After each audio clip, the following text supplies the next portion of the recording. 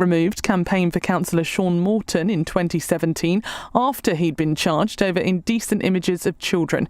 He later pleaded guilty. A teenager has now been arrested after two boys were stabbed at a school in northwest London. The 12 and 13-year-old are in hospital after being attacked at Kingsbury Lower School in Brent around lunchtime. Detective Chief Superintendent Luke Williams is from the Metropolitan Police. The suspect, who we believe to be 13, left the scene following the stabbing. After urgent inquiries, our officers arrested him and also recovered a weapon which we believe to have been used in the stabbing. The suspect was arrested on suspicion of attempted murder and remains in custody. Counter-terror officers are leading the investigation, but it is not currently being treated as a terrorist incident. An Afghan national has been found guilty of the abduction and rape of a 12-year-old girl in Warwickshire. 23-year-old Ahmed Mulakil, who was seeking asylum in the UK, had arrived in a small boat 4 months before the assault took place in Nuneaton. He'd previously admitted another rape charge prior to his trial. US Democrats have introduced legislation that they hope will eliminate the statute of limitations that they claim shields sex offenders. The family of Virginia Giuffre and other victims of Jeffrey Epstein joined the announcement at the White House earlier. Yasmin Mayer is a lawyer for Epstein's victims and has told Andrew Marr it will help give survivors more opportunities to seek justice. The vast majority of Epstein's victims were underage or they were barely adults at the time that they were abused, and many of them came to terms and wished to speak out about their abuse later on after his death. And even today, we do not know how many additional victims there might be who have not yet come forward. So an expansion of the statute of limitations would be critical for them.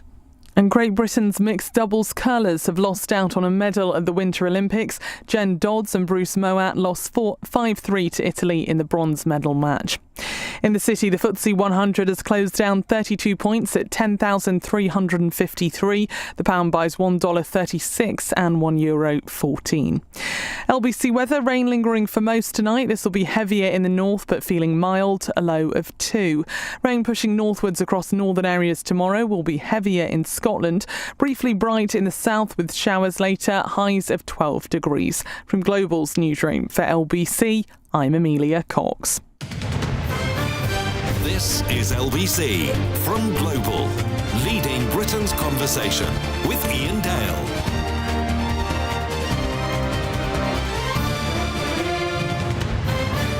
Hello, very good evening. 5 minutes past 7 is the time on LBC. Welcome to the show. It's Iain Dale here with you until 10 o'clock this evening. Now, in the first hour of the show, which you may want to watch because it's not just me in this first hour, it's our Deputy Political Editor, Aggie Chambray. She's here for an hour of Ask Aggie. Although I kind of want to rename this to Ask Aggie and Iain because it's not fair to put all the weight on your shoulders, is it? Isn't it the Iain Dale show? Yeah, I know, but sometimes you forget that. OK, we can rename it. OK. Now, obviously, in a way, we were talking about doing this evening, and Aggie said, well, wouldn't it have been better to have done it yesterday? And I said, I don't think it is. It would have been, actually, because it was such a heavy news day. So I think now that the dust has settled on Keir Starmer's position, he seems to have escaped a putsch for now, at least. He's been out in Hertfordshire today, giving a fairly spirited speech, giving a few interviews as well. So I thought it might be an idea today to not just look back on what's happened over the last week and analyse how Keir Starmer has got himself out of this, or maybe how his cabinet have got him out of this, but to also look to the future. I mean, what does the future hold? Because in a sense, this could be just delaying the inevitable, where he is going to be under pressure if Labour lose the Gordon and Denton by-election. We don't know whether they will, but it's certainly a possibility. And then, of course, we have the May elections.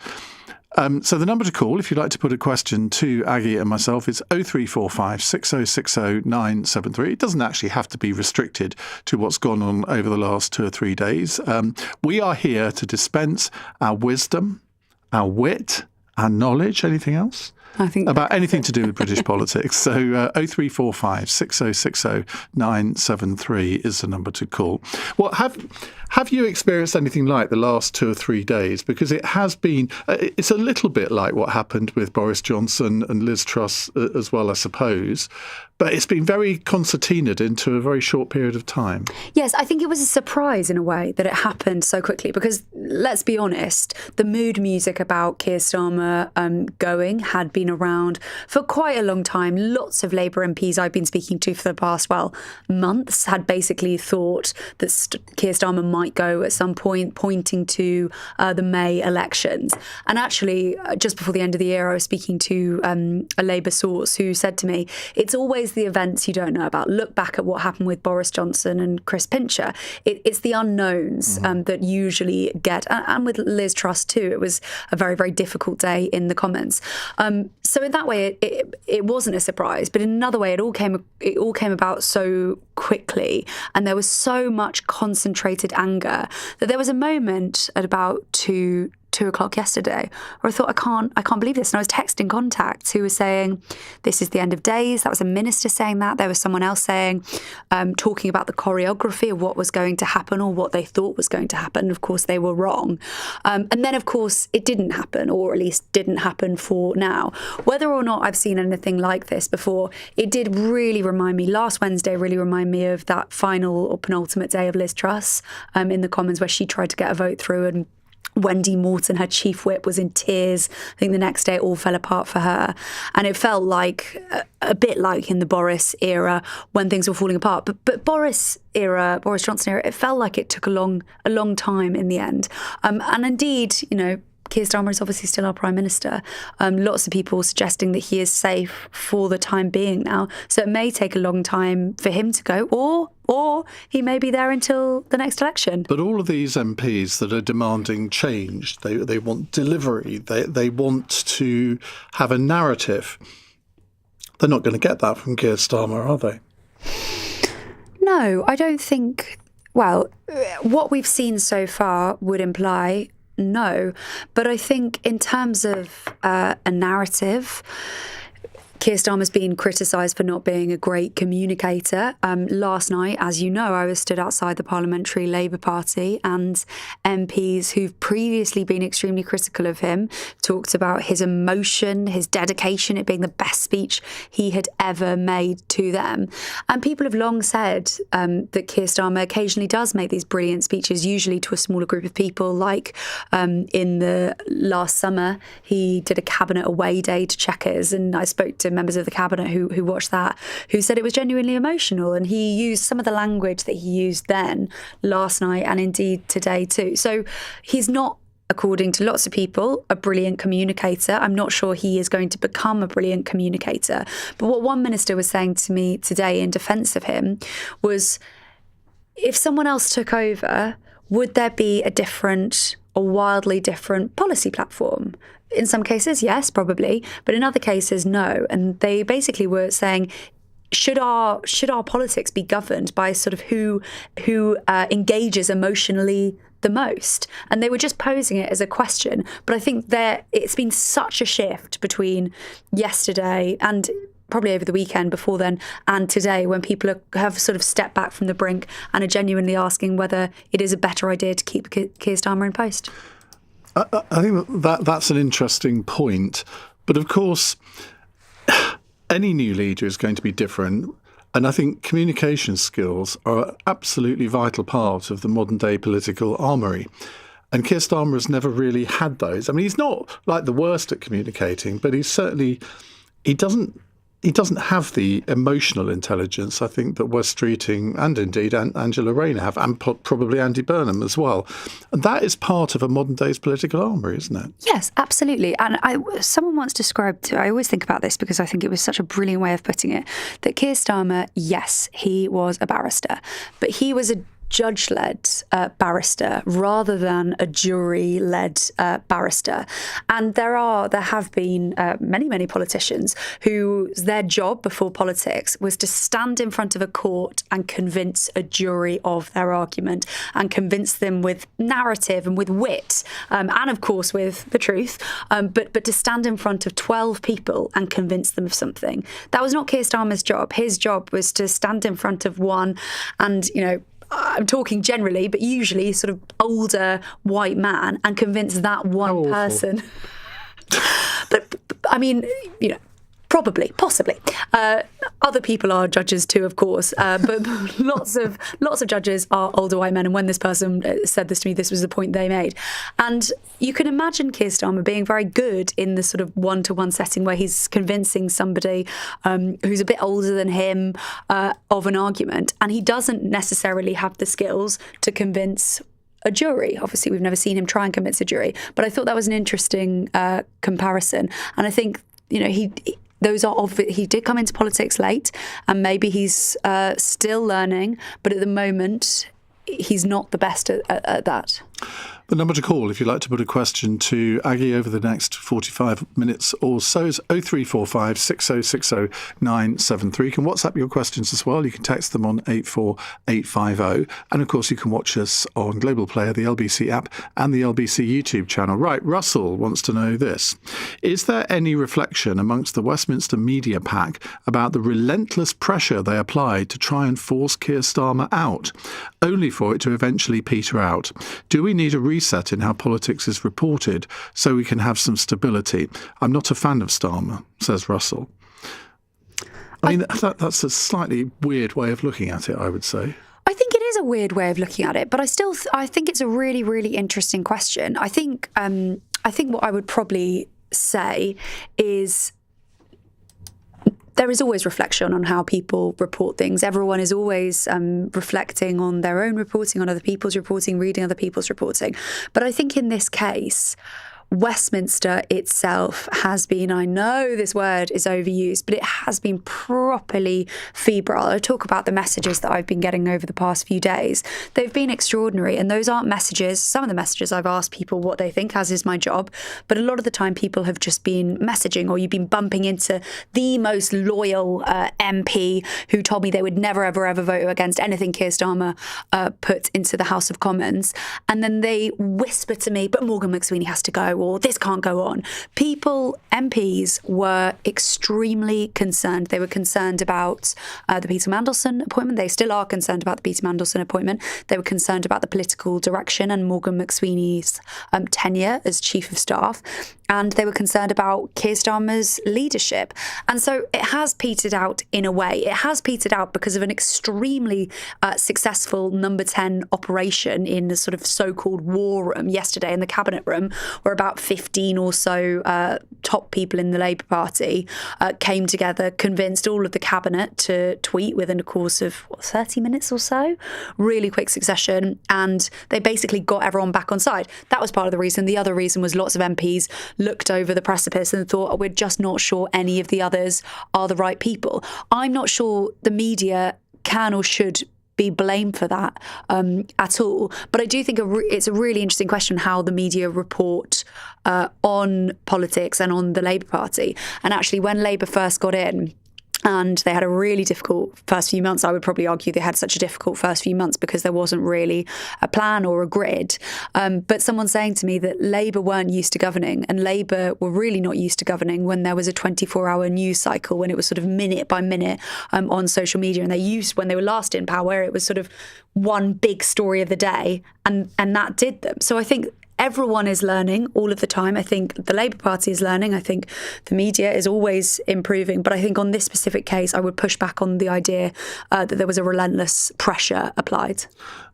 Well, I would too, because I think even people in the media who we all know are against Labour and against Keir Starmer, I don't think that they were putting any more pressure on than they would normally.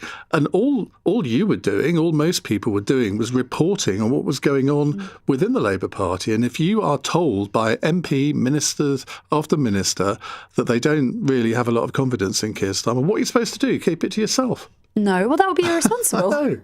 But that's what Russell seems to be saying, that, we should be fair. I mean, did anyone really ever say, well, we should be fair to Boris Johnson? He's got a lot on his plate, poor love. And that's what Russell's effectively saying about Keir Starmer. And I think there was an acknowledgement. I mean, Ed Miliband, of course, the Energy Secretary, was basically saying this morning, look, I'm paraphrasing, but we were on the brink. It was a really dangerous moment yesterday. This was absolutely acknowledged by people at the top of government. They knew what a dangerous, perilous moment it was for the Prime Minister. 0345 6060 973. That is the number to call if you'd like to put a question to Aggie or myself, not just on the events of the last few days, but what about the future? Because we have these May elections only, is it 3 or 4 months away? Sorry, I'm using my fingers now. March 8. No, 3 months away now, under 3 months away. And everything that the government is going to do over those 3 months will be designed to keep Keir Starmer in post. So maybe that's a question along those lines that you'd like to put to us over the course of the next few minutes. I wouldn't want to lead you, though, because that would be sort of me putting media pressure on, wouldn't it, I suppose? 0345 6060 973. You're listening to LBC. Aggie Chambray is here with me until 8. And then, of course, it's Cross Question. It's 17 minutes past 7. LBC.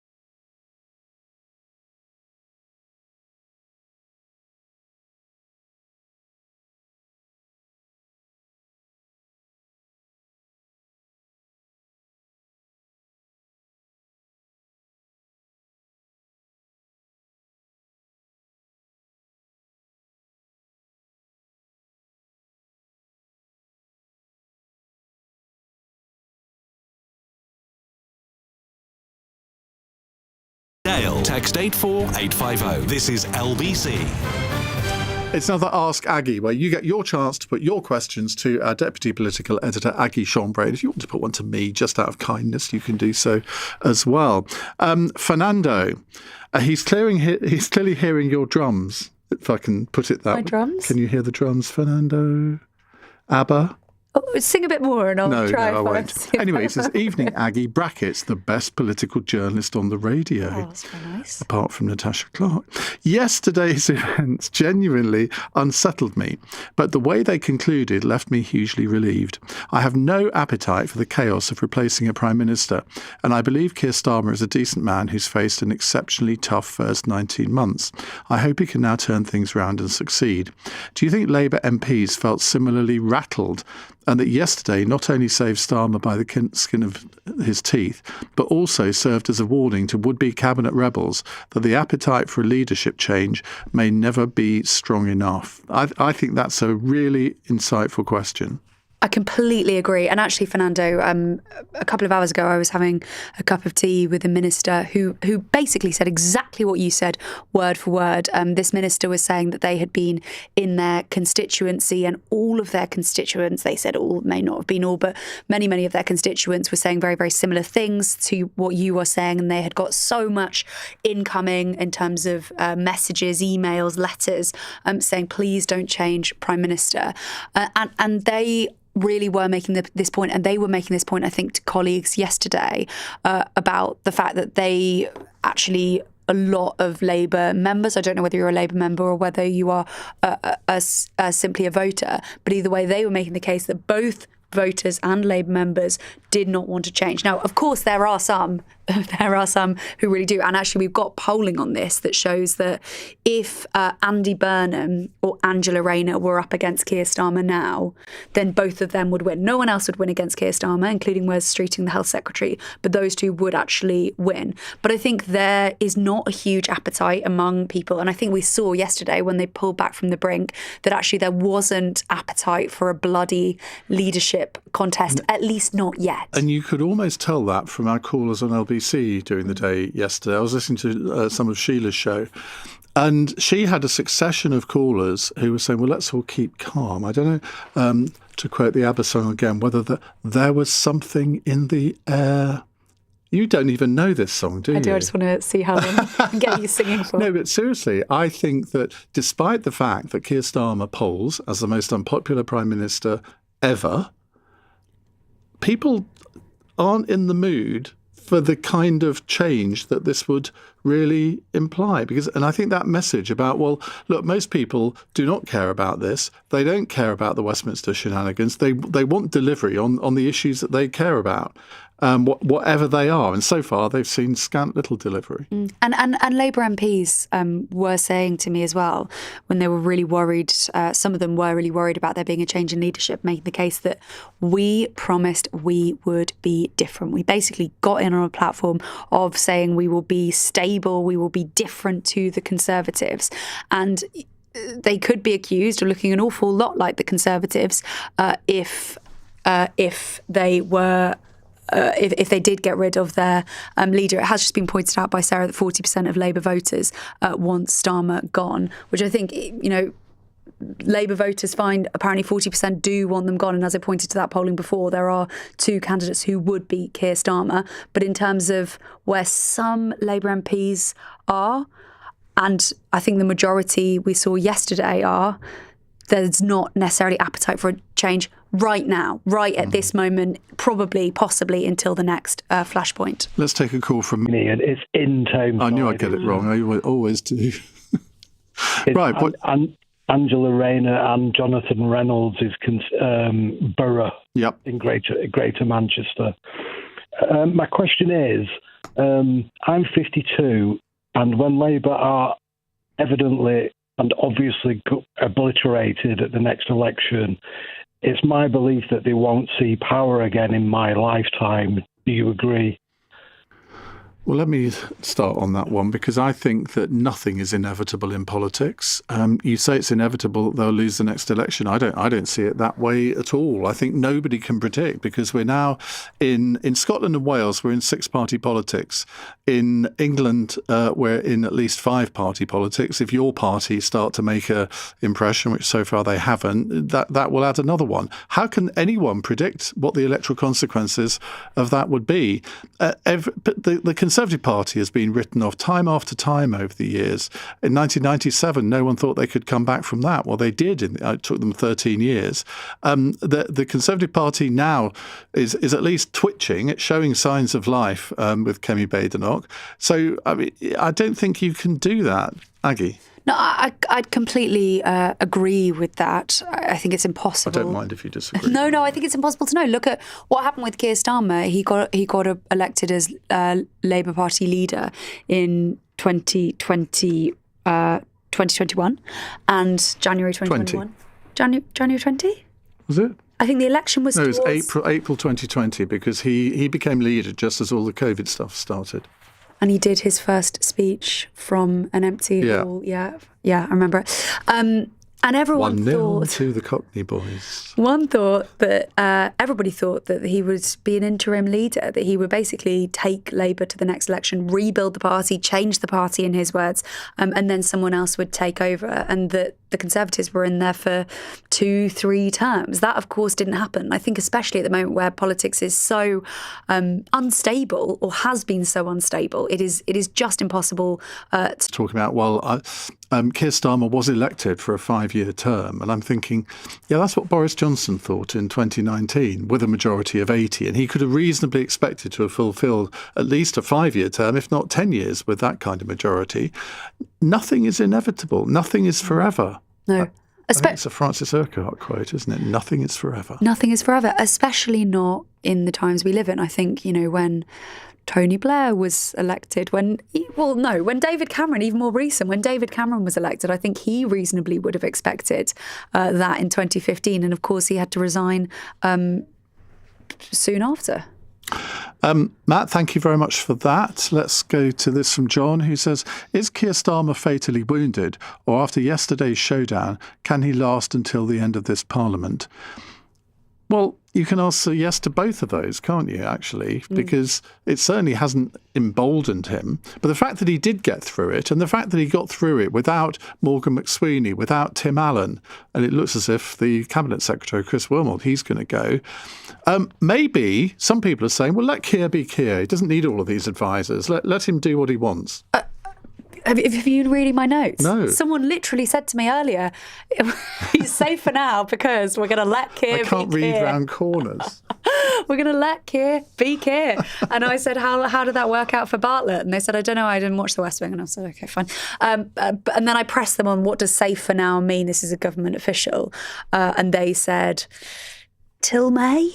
But then I spoke to someone else who said, he's probably safe until the next election. It really depends who you talk to. And as I mentioned before about the unknowns being the things that trip leaders up, well, there is one thing that is known that I think could be potentially very, very difficult for Keir Starmer, and that's the release of those thousands of documents relating to Mandelson. Increasingly, I don't know whether you're hearing this too, but increasingly I'm hearing from people that actually Labour might win the Gorton and Denton by-election, even without Andy Burnham being the candidate, because that was seen as one of the flashpoints. And then, of course, the May elections that we talk about all the time. But I think those documents could be really, really problematic. And then there may be unknown things that we just can't see coming. And timing is everything, because if all of those documents are released 2 days before that by-election and they show things which, by general consent, are pretty bad for Keir Starmer, well, history can be rewritten at a stroke. But if they come out the day after the by-election, of course, that could save Keir Starmer. Right, Brian is in Broxbourne. Hello. No, he isn't. It's Dave in Broxbourne. Hello, Dave. Hi, Ian. Hi. Aggie, good evening. Good evening. I'd quite like to ask a question related to the oft phrase, a week is a long time in politics.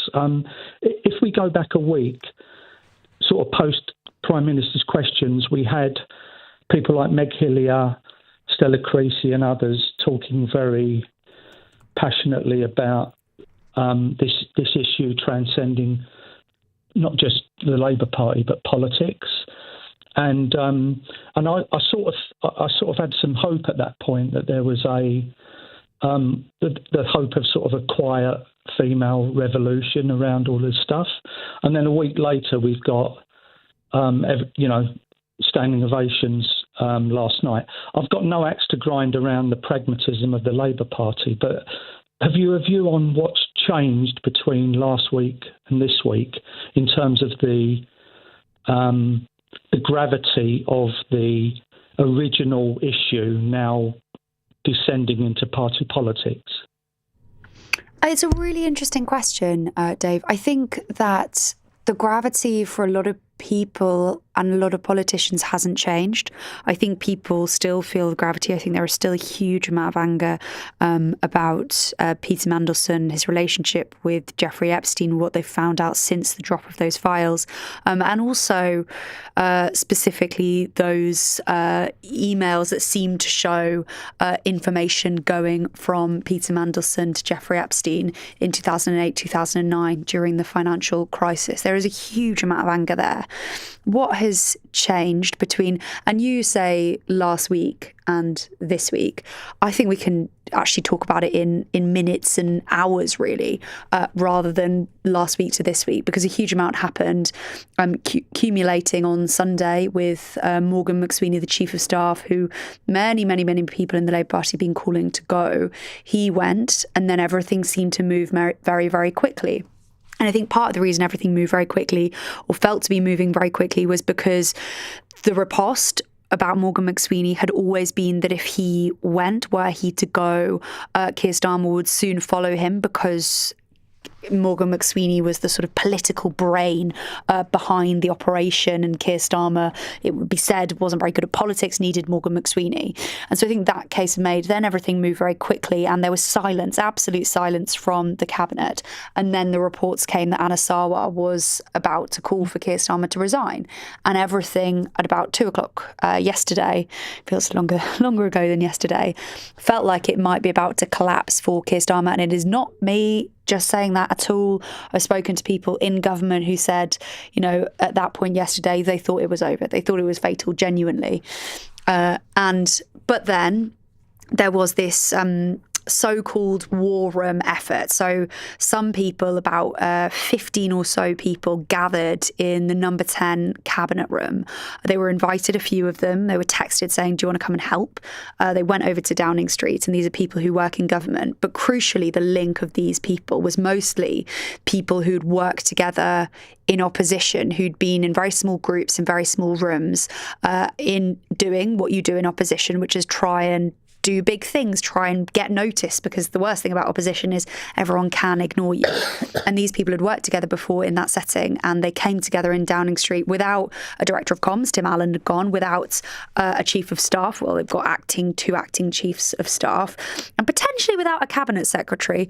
Not clear whether or not he is still there. There has been lots of reports about him going, or potentially already gone.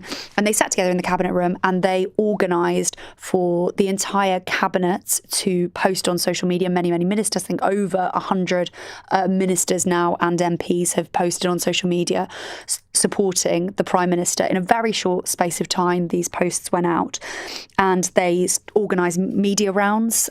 They organised people to go out on the airwaves and say that Keir Starmer needed to remain in place. And I think lots of MPs saw that.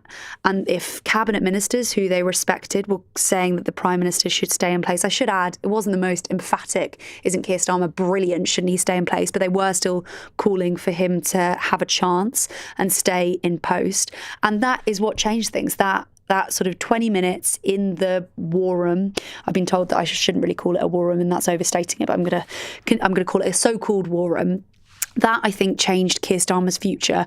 Can't stress this enough, for now. There is still a way for him to get to the next election. I still think it's unlikely. I predicted at the end of last year, which is really a fool's errand, that he would be gone by the end of this year. I still think that is probably right. But that moment yesterday in that room saved him for now. Politics, it's a funny old business. Aggie, we'll have more from you in a moment. If you'd like to put a question to Aggie, 0345 6060 973. It's 7:34, news headlines on LBC with Amelia Cox. Keir Starmer says he will never walk away from the mandate for change after fighting off calls for his resignation. The Prime Minister appears to be safe in number 10 after he was backed by cabinet ministers yesterday. A 13-year-old boy has been arrested on suspicion of attempted murder after 2 children were stabbed at a school in northwest London.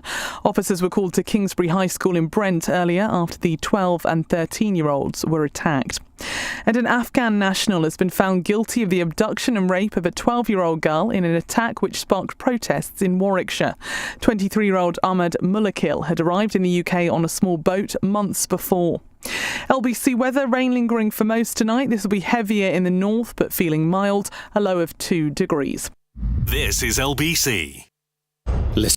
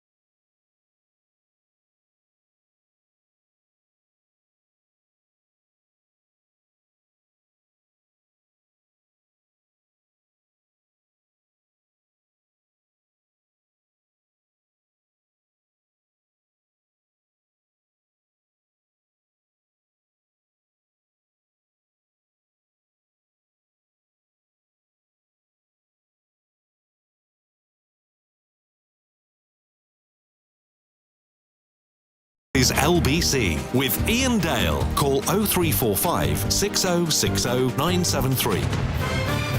7:37 on LBC. Let's break into Ask Aggie for a moment, because a 13-year-old boy has been arrested on suspicion of attempted murder after two boys were stabbed at a school in northwest London. Well, let's cross live to Fraser Knight, LBC's reporter, who is in Brent.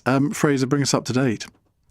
Well, Ian, I've been standing here for the past few hours watching as some of the pupils and their parents have been leaving the school. They've been kept there for questioning by police after they witnessed this horror incident at lunchtime today. At around 12:40, we're told that two young boys were stabbed inside the school grounds, a 12-year-old and a 13-year-old. Both of them have been taken to hospital, and we're told one of them was taken to a major trauma centre. But so serious is this investigation, we've been told now by the Metropolitan Police that counter-terror officers are leading the investigation, looking into the motivation behind this attack and exactly what has happened. They have said it's not been declared at this moment a terrorist incident, but that they are still keeping an open mind. We've been hearing from Detective Chief Superintendent Luke Williams here at Kingsbury High School, who's been giving us an update.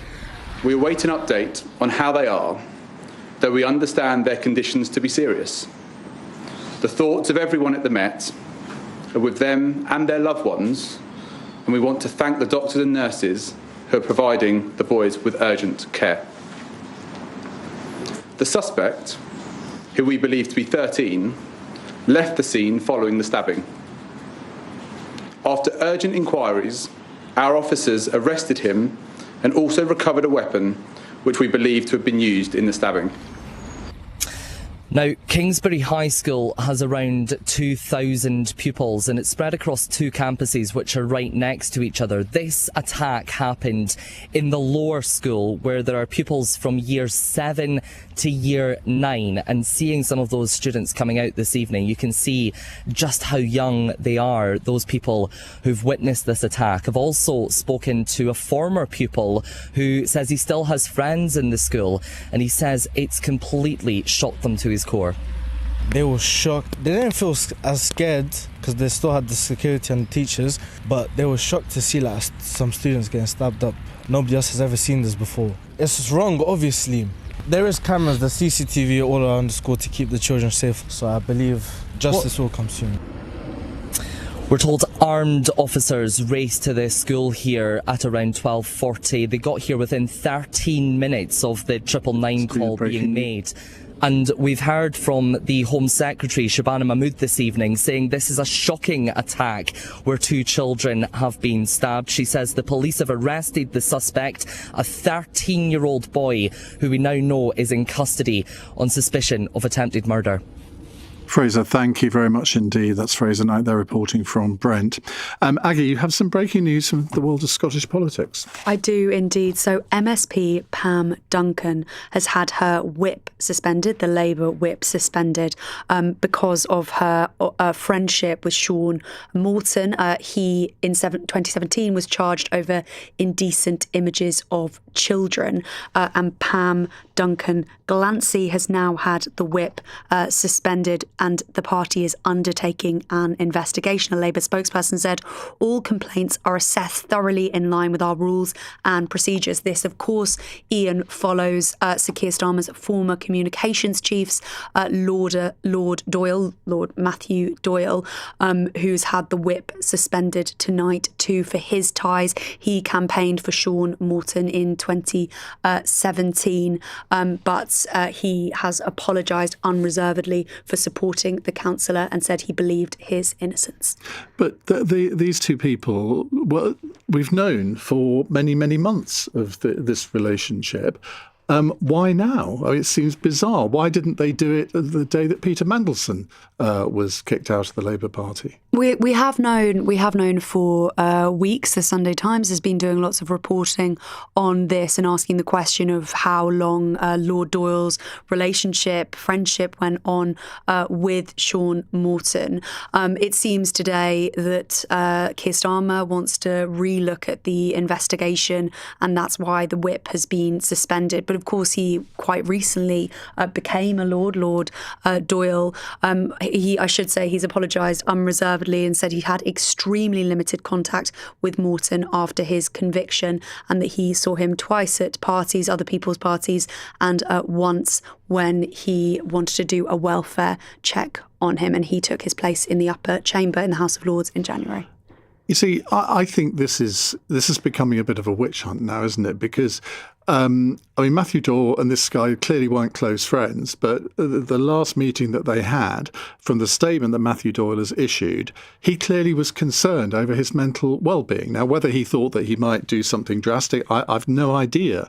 But are we really saying that anybody who's ever known anybody who's done something pretty reprehensible or very reprehensible should, if they don't cut off immediate contact with that person, then they're just hung out to dry? I mean, I think that's a really worrying precedent. It's an interesting point, Ian. It's something, actually, Lord Blunkett said something similar to Andrew Marr about an hour ago, talking about how needed to be careful on that front. I would say with Lord Doyle, Matthew Doyle, this is the first time that we've had his explanation, where he's talked about how many times he saw Sean Morton after he was convicted, and how he believed that his protestations of innocence were true, but when he saw him before, he had been convicted too. So this is the first time he's actually explained that, when it has been in the press for a few weeks. So it's only tonight that we have got the full picture of what happened. Well, there are people in this world who are very concerned about Peter Mandelson's mental health at the moment. Now, I'm not a friend of Peter Mandelson's. I've known him over the years, but I'm not a friend. But I would hope that those who are his close friends would actually be checking in on him, because we are going to have a situation one day when somebody who is at the centre of one of the political scandal or whatever, well, we saw it with Caroline Flack, well, let's see what she did when she was at the centre of something, well, not similar to this, but you know what I mean. I do think sometimes people just forget that the lynch mob wants its victim, and they're determined to get him. Anyway, end of soapbox. Marcia says, Nigel Farage is mentioned numerous times in the Epstein files. Isn't it time that he resigns? Shall I do that one? She's pointing at me saying, oh, God, you take that one. Nigel Farage, I think, is mentioned on 40 occasions in the Epstein files. Now, Marcia, if you think he should resign over that, just because he's even mentioned, there's going to be a hell of a lot of people in the world who have to resign their positions. Now, it seems to me that if there had been any smoking gun in the Epstein files about Nigel Farage, we would know about that by now. Now, I haven't done a search on Nigel Farage. I've just read that he's been mentioned 40 times, but I don't think there's anything that is incriminating. Just because you're mentioned, that does not mean that you're guilty of a sex crime. It does not mean that you're guilty of some financial irregularity. It just means that you're mentioned. It's as simple as that, isn't it, Aggie?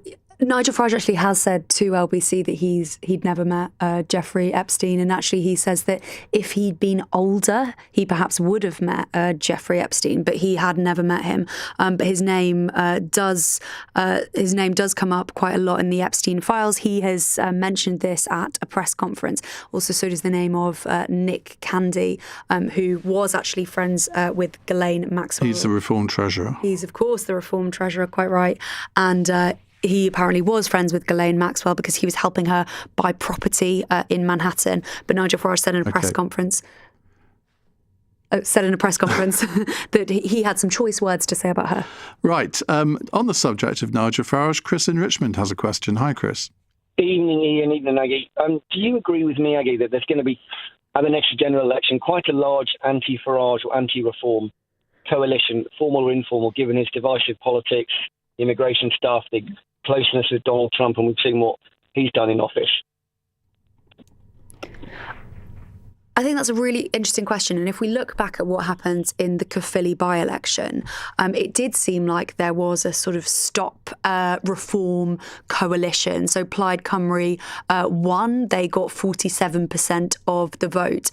Reform UK got 36% of the vote. And it seemed like lots of Labour or previous Labour voters went from Labour to Plaid Cymru, with Labour just getting 11% of the vote. Now, part of that was probably because there are lots of people who were very unimpressed with Welsh Labour. Lots of voters. I actually went down to, I was in Wales a few months ago, just before that by-election, and I think I spoke to 25 or so people, and not one of them was voting Labour, which is quite extraordinary. But there were definitely people who wanted to keep reform out and voted Plaid instead.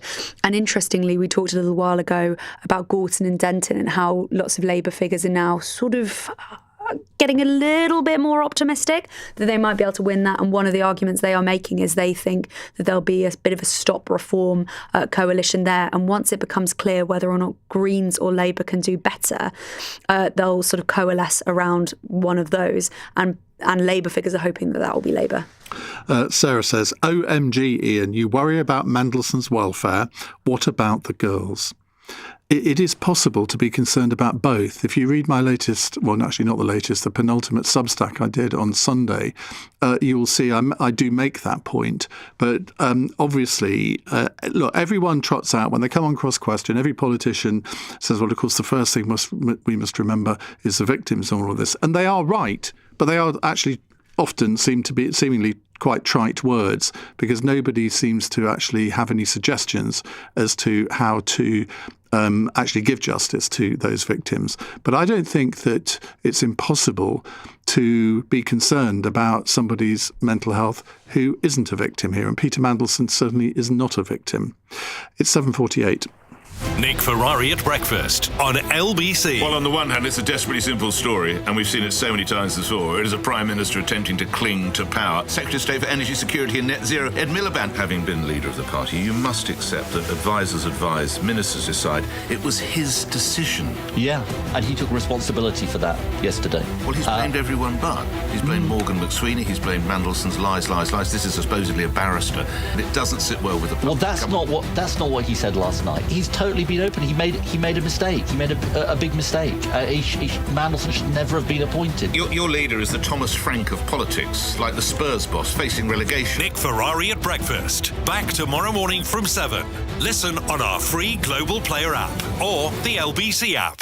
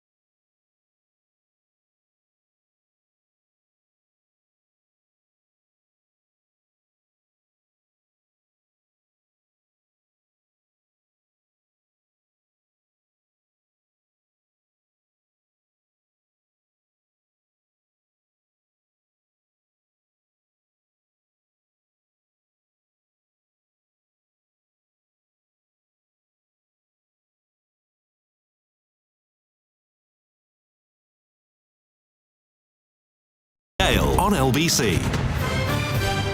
Geraint, here we go. Iain, were you concerned about Epstein's mental health when he hung himself? Well, given that I think most people don't think he did hang himself. I think most people think he was actually murdered. No, I wasn't, possibly because at that point I'm not sure I'd even heard of Epstein. But I mean, really, if that's the way we're going to go on this, it's a pretty sorry state of affairs. Aggie, let's just, before we go to the next question, have a little word about the Greens, because under Zach Polanski, they have, well, doubled, if not trebled, their level of support in the opinion polls. He seems to have caught a wave. I was watching a clip with him being interviewed by Lewis Goodall last Sunday, and I wonder whether he's going to be able to keep up the pressure, though, because under questioning, he does seem to crumble a bit.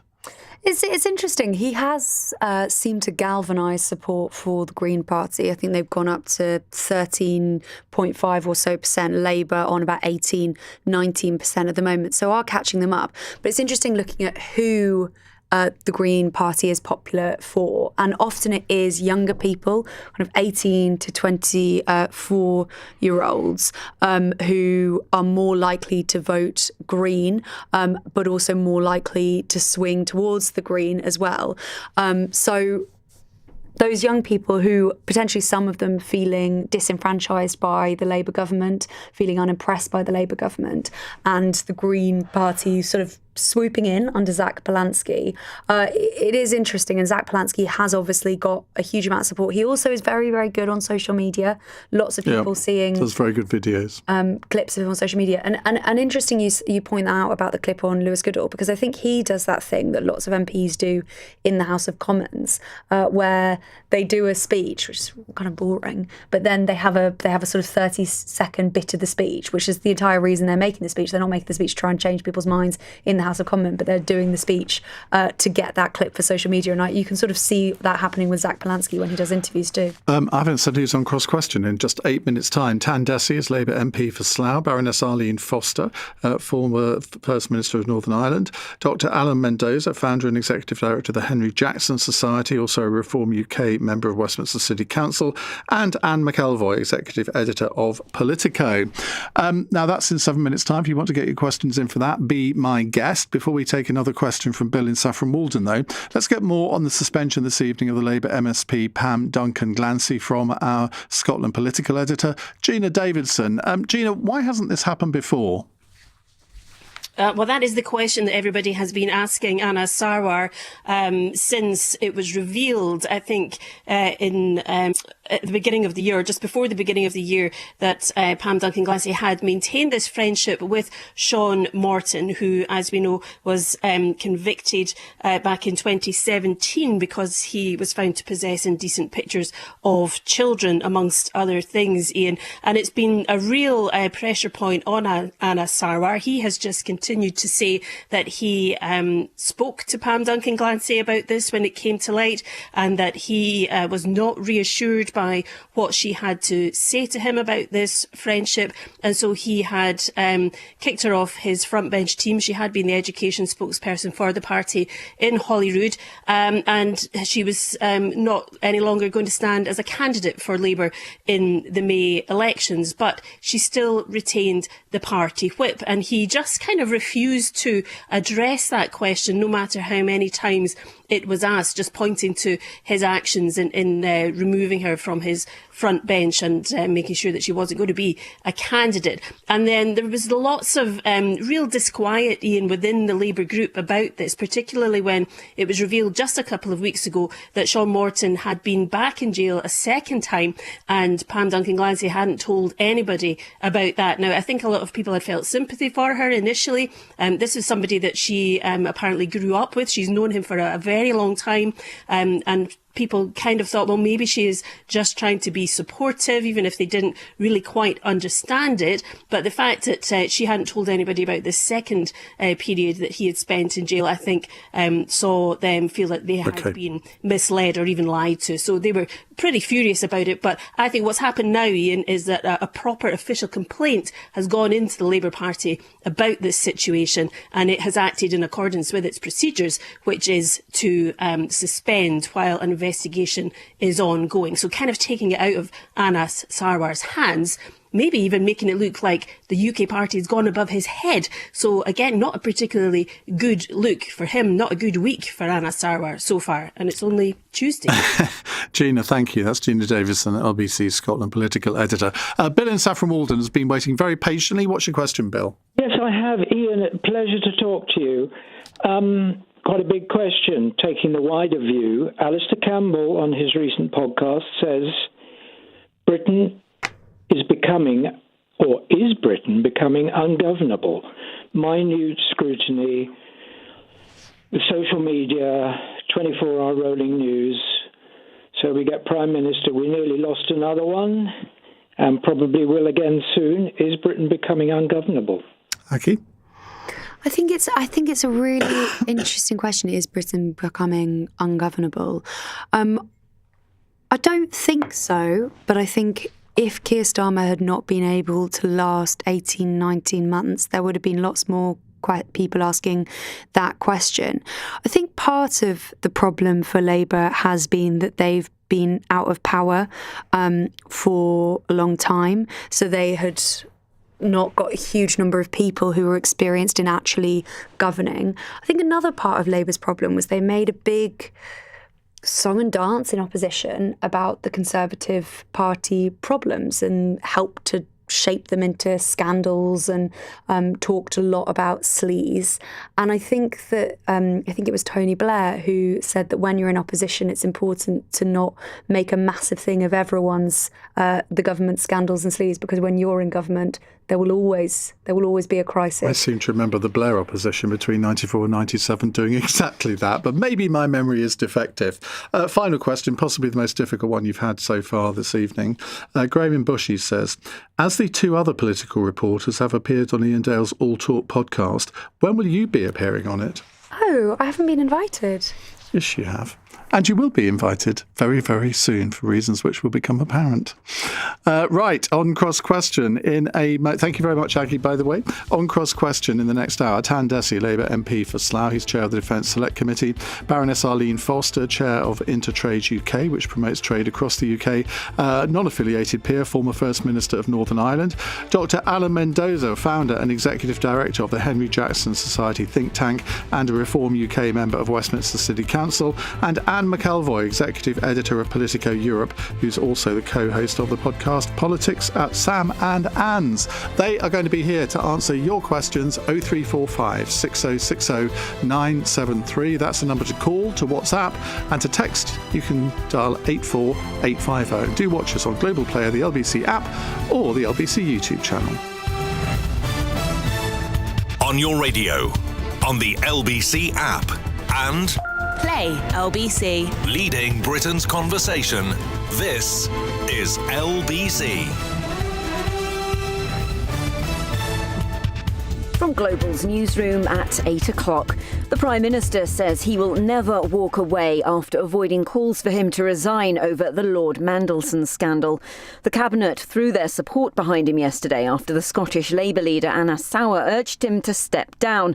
Culture Minister Ian Murray has told LBC we need to move on from the Westminster psychodrama. Well, the bottom line here is that yesterday was a turning point for the Prime Minister. The Cabinet has rallied around, ministers have rallied around. There was a rousing appreciation of the Prime Minister at the PLP meeting of Labour MPs last night, and we've all got up this morning coming to work to get on with the job, and the Prime Minister is determined to make sure he can turn the country around and deliver that manifesto that we all stood on in 2024 that the public overwhelmingly supported. A 13-year-old has been arrested after two pupils were stabbed at a school in North London.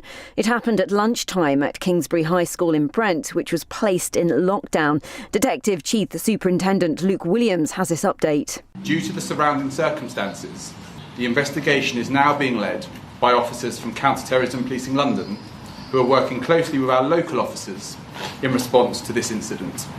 The investigation has not currently been declared a terrorist incident. 12 and 13-year-old boys were taken to hospital, and police say their condition is thought to be serious. The family of one of Jeffrey Epstein's victims is calling for Andrew Mountbatten Windsor to go to the US to give evidence to investigators. A Congress committee is looking into the scandal. Virginia Giuffre reached an out-of-court settlement with Andrew in 2022, although he has always denied any wrongdoing. Her brother Sky Roberts and Senate Minority Leader Chuck Schumer have a clear message for him. To Prince Andrew, former Prince Andrew Mountbatten Windsor, to be specific, he needs to show up. He needs to show up, and he needs to answer questions in front of our Congress. Same thing as what Sky said. He ought to show up and show up now. Forecasters say there is no sign of any prolonged dry weather for at least 7 to 10 days. There are nearly 100 flood warnings across England because of the rain. In the city, the FTSE 100 has closed down 32 points at 10,353. The pound buys $1.36 and €1.14. LBC weather, rain lingering for most tonight. This will be heavier in the north, but feeling mild with a low of 2 degrees. Rain pushing north across northern areas tomorrow, which will be heavier in Scotland. Briefly bright in the south with showers later and highs of 12 degrees. From Global's newsroom for LBC, I'm Katie Dartford. This is LBC from Global, leading Britain's conversation. Cross Question with Iain Dale. Hello, a very good evening. It's 8:03. Welcome to Cross Question on LBC. I'm Iain Dale. Coming up in the next hour, we have with us on the panel, to my left, Baroness Arlene Foster, Chair of Intertrade UK, which promotes trade across the UK, and who's also a non-affiliated peer and, of course, former Northern Irish First Minister.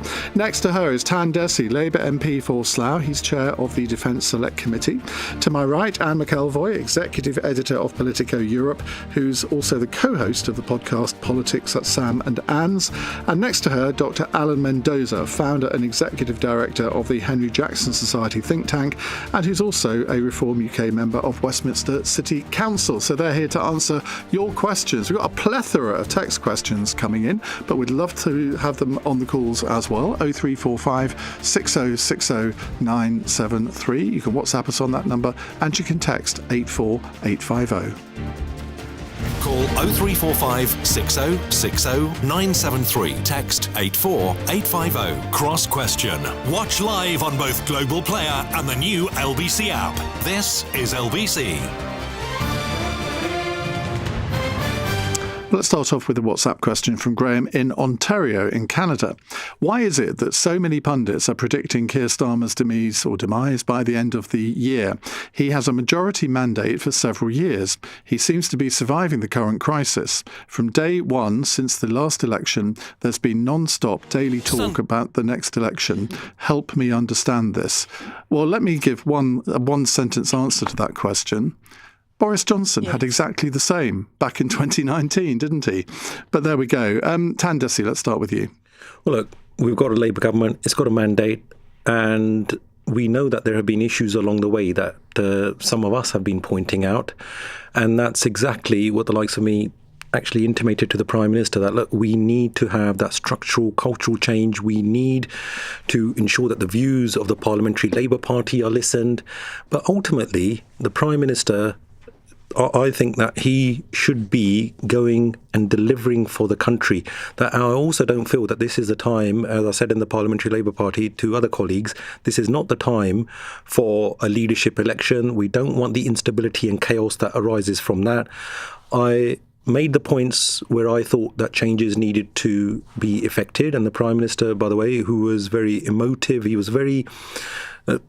he came across very well, because on the one side he did apologise, there was that contrition there. On the other side, he came out fighting and he said, look, I'm up for the fight, I want to deliver for the country, I'm listening to yourselves as the Labour MPs, and we now know that we have a battle on our hands to stop a hard right, if not a far right government from coming in. And that is the key thing, that the party, the government must deliver on the manifesto promises. Obviously, you want to fight Nigel Farage. I completely get that. But I was watching a political programme last week where the Labour MP, on a panel like this, every single subject that they covered, it wasn't him saying, well, this is what the Labour government is going to do. It was an attack on Nigel Farage. And I'm thinking, is that really the right strategy to win an election, just to fight Nigel Farage? You've got to show that you have delivered. Now, the electorate is a thankless beast. It never thanks the government for delivering. But at least you've got to give the appearance of delivery. And after 19 months, I think that's part of the problem, isn't it? There is not much sign of delivery. Look, Iain, if you listen to my contributions on the floor of the House, as well as if you scroll my social media, I know we follow each other, so no doubt you're a keen, avid watcher of everything that I do. Every minute of every day. I knew it straight away. So you've had it there. It's an official announcement on LBC that Iain Dale is... Is this going to be on your election leaf? I'm not sure I'll get you many votes. I know, that might damage my street cred, so don't worry, Iain, I think you're safe there. But look, I've been saying that, look, what we've done, we've delivered millions more NHS appointments. We've been trying to deal with that record high NHS waiting list by putting in more than £25 billion in terms of education, those free breakfast clubs that the government has delivered. In terms of transport, how, as we promised, taking rail back into public ownership to put the passengers first, all of those things in terms of defence and security. We've got the largest increase in defence spending since the end of the Cold War. These are the issues that we need to get out to the public. I still, by the way, don't feel that's enough in terms of defence, given the existential crisis that we face in Europe.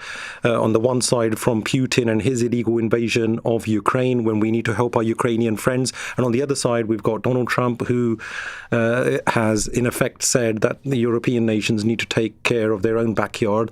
But ultimately, as far as the Labour government is concerned, when we are delivering on various metrics, when we are taking 500,000 children out of poverty, these are the things that we fought on to win power, and now we must deliver. So that's what I've been talking about. Okay. But every now and again, if whether it's reform or any of the others do come up, then I think having a pop at them every now and again, just as they do with us, I think that's all part of the course. Arlene. Well, you're absolutely right about Boris Johnson, of course, because he had a huge mandate, and it was because of external and internal pressures that he then had to go. And I think at the moment we're in a situation where there's a lot of external pressure on Keir Starmer, but it appears from the Cabinet yesterday and from the Labour Party, your own parliamentary party meeting, that the internal pressure hasn't really kicked in yet. And we'll see what happens after the by-election, which is in just 2 weeks' time, and then, of course, the local government elections in May, what happens next.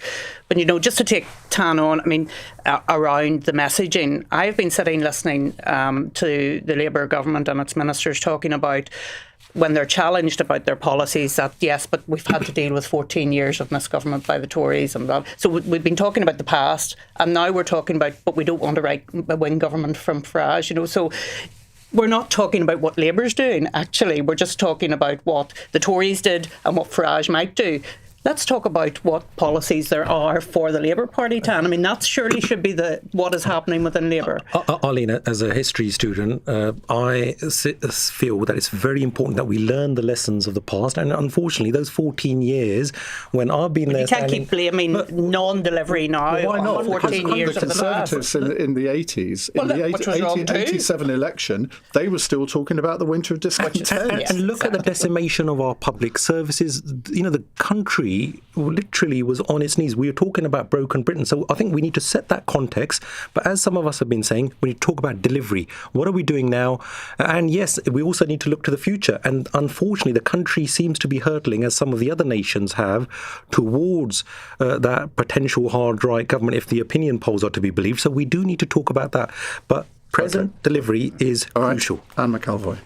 So the reason, just to go back to Graham's question about why are we talking about Keir being so vulnerable when he has this big mandate, I always feel when you get to having to base your argument on, well, you've got a mandate because we had an election, because that's literally what democracy is, that means something else is probably missing in what you're doing. And in Keir Starmer's case, it's not that he hasn't got the mandate, it's that people are not sure that he knows what to do with it.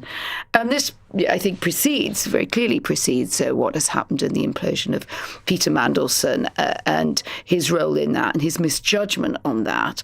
But I do think the problem goes deeper, and that is, if you come in promising effectively that your priority is growth, but then look like you don't really have clear ideas about how you want to go at growth, then you run successive budgets, which are seen, and in many ways, maybe some of the reaction is wrong. I think the government's always telling people it's reacting wrong. The public's going to the right. Oh my gosh, But actually, could it be that really you're not aligned in what you're trying to achieve? It's not really a reformist government in any way that I've seen covering policy a lot of years in health and education. We're not really seeing a reform kind of drive. I mean, small r. The gentleman to my right is going to come in on the reform with the Farage big R. But I'm just saying, not that I don't want to give Keir Starmer some credit for some things. I think on the international stage, as Sam was saying on Ukraine, I think he's been very solid, very sound, very committed.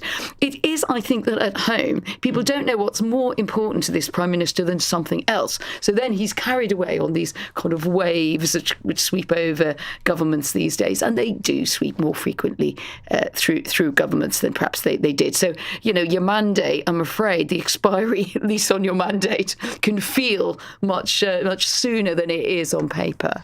And let's remember, it's not a mandate for Keir Starmer, it's a mandate for his government, and governments only serve at the pleasure of Parliament. Alan. Right, well, so much to say here.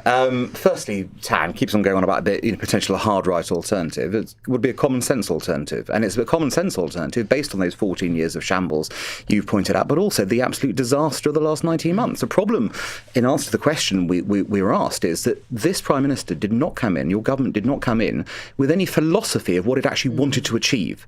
If we look at the two successful governments in terms of, we don't have to agree whether they did the right things or not, but the two successful governments of the last 50 years both had an underlying philosophy. Margaret Thatcher had Thatcherism. She then carried out a set of policies that followed that. Tony Blair had the third way, and he carried out a set of policies that followed that. They knew intellectually where they were going from day one. We've had drift, inaction, U-turns from day one.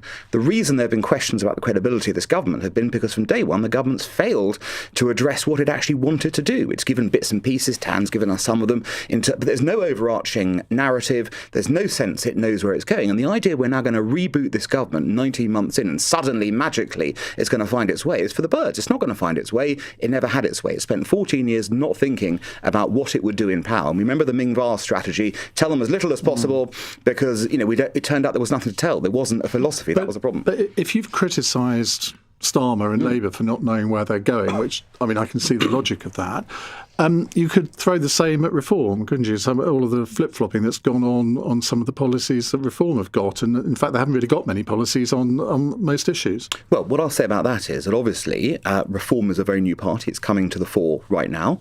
It's undergoing a policy review process. By the end of this year, there will be policies covering everything. It's happening right now. I'm sitting in part of this policy process, so I know what's going on the internal side. Now, you could argue if there was an election tomorrow, would Reform be ready? Interesting point. But there won't be an election tomorrow, in my view, unless others think there might be.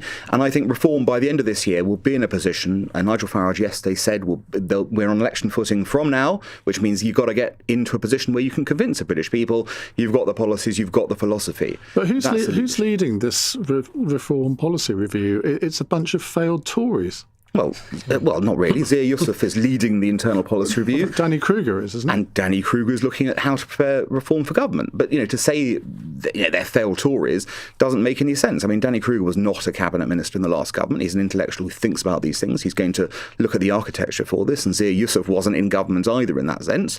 And there's a whole cast of other people around who've not been in government who will be able to give an address. And you're talking about, recent defections. Fine, you can level arguments about them. But the reason people like Suella Braverman and Robert Jenrick left the Tory party is because ultimately they didn't feel the Tory party did what they wanted to do. And so from that perspective, they were the ones thwarted. That's a very kind analysis of the reasons for defection, I must say. Well, no, but they were thwarted in what, if they look at the immigration policy set. They were thwarted, and therefore they left.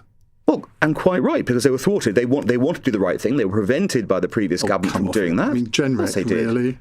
He resigned on that point. He resigned on that point. To be fair, he resigned and Braverman on that point. They were failed Home Office ministers. Immigration went massively up under their tenure, and now they say it's nothing to do with us, Gov. Well, they were resisted by the. You can hear their comments. You've heard what they've said. They wanted to put certain policies in place. The Prime Minister would not sign off on them. Ultimately, you mentioned, Keir Starmer, or we serve, the Prime Minister's pleasure. The reality is, you do serve at the Prime Minister's pleasure. Yes, the Labour government right now have got a mandate. The Tory government had one before, but the Prime Minister decides ultimately. That's how it works. With all due respect, look, it's not just failed Tories. What we've got is all the misfits, all the rejects who have gone from the Tories to Reform. They've already crashed the economy once. They've already led to mayhem. While they talked a good game on immigration about how we're going to keep our borders secure, we had the highest increase in terms of immigration figures. Now the government is actually getting on with processing various claims. They're actually getting on with not just sorting out the system, but to make sure that it's a fair system and it actually works. Okay. And that's where those immigration numbers have actually come down. So we know that these failed misfits rejects that they will not have the solutions to what the country needs. Just one further point. Where's this big Labour defector that we keep being promised? Oh, yeah. It's coming. It's coming. It is coming. I know. You know who I cannot share who it is. What kind of level is it, though? No comment. No comment. But it will come. You will see, and it'll be a surprise. It was supposed to be next week, Ian, and that was. No, it was supposed to be 2 weeks ago. Yeah, precisely. Next week. Anyway, 2-3 weeks ago. I look forward to seeing who it is, but because I can't imagine who it is apart from Kate Hoey. But your guess is as good as mine on that. Right, we will take more questions in a moment. It's 17 minutes past 8. This is LBC. And when teams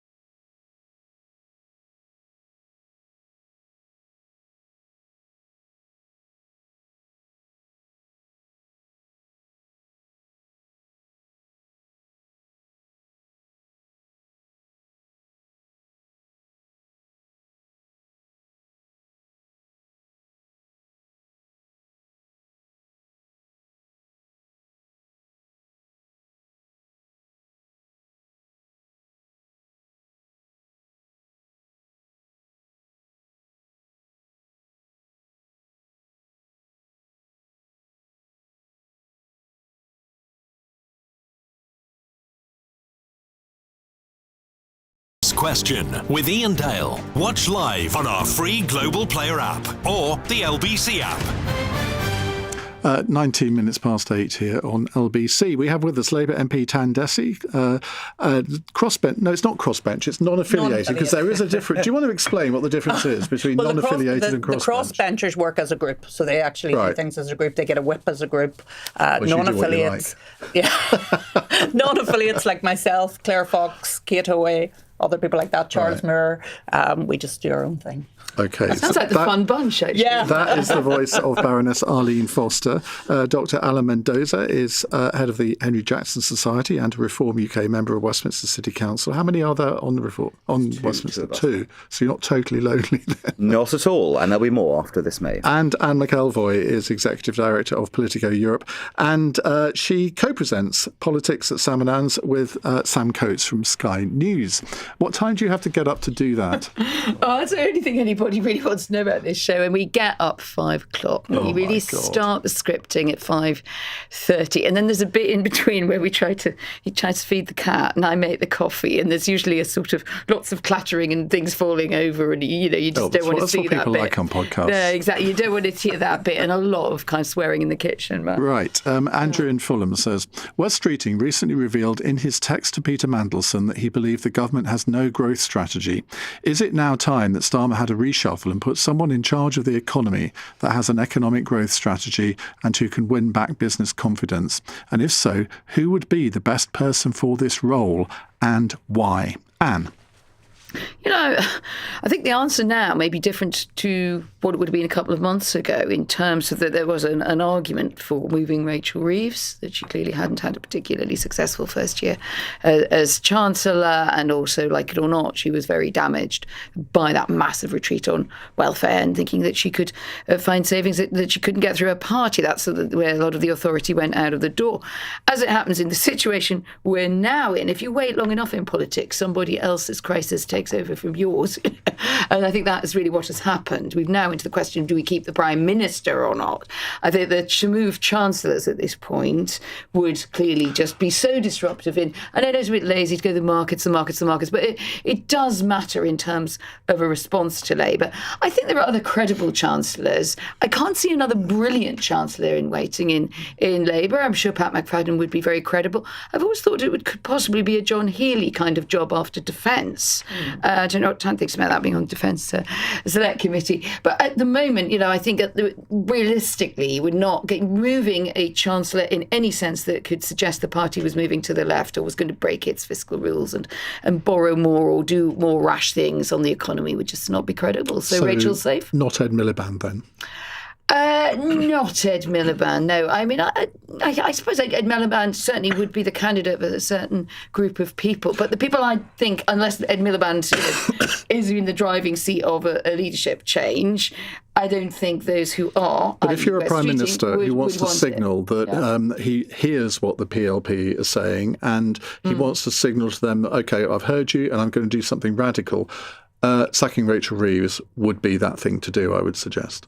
I don't know. Maybe not now, but after the May elections. I don't know that they are really after Rachel Reeves, you see. I think that's the problem is that they've either got people who just think the whole thing is incompetent, in which case they're kind of after the Prime Minister's head on a platter. Are they? I mean, Rachel Reeves has retreated on everything that they wanted. That's the problem. And in a way, she's like, if she's too popular, that's probably a bad thing on the backbenches. Okay. Why are we into policies that, which came in, she said she didn't want to do, benefit cap, etc. Well, look, there's nothing this government can do to restore itself on this path. Its instincts are all wrong.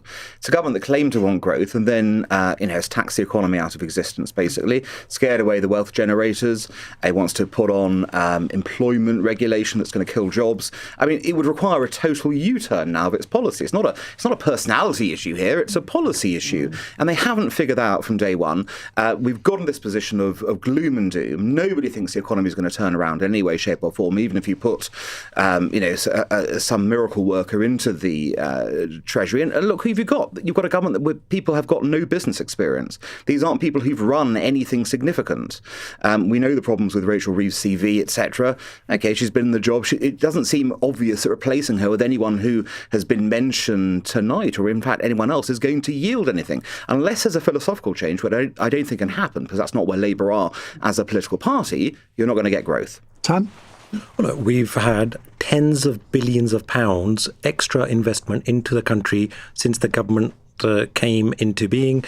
We all know about the investment summit. Look how much of a success that was in terms of the growth that's going on with respect to AI, and that's why those AI growth zones across the country. I know in my Slough constituency, where we are the second biggest centre for data centres anywhere in the world, and that is an incredible feat. That I think that we have had interest rate cut after interest rate cut. I think now we're coming up to 6 interest rate cuts after the huge. But the questioner points out the text from West Streeting, which said the government has no growth strategy. Obviously, the government has got a growth strategy, and he doesn't seem to think so. Well, he's in the cabinet. Far be it for me to think that what the health secretary or anybody else is saying, but I know that the government is their number one mission is to grow the economy. And that's despite, by the way, you've got on one side the Ukraine crisis. So we do have to support our Ukrainian friends and consolidate on European security. So we are having to spend billions of pounds extra with respect to that.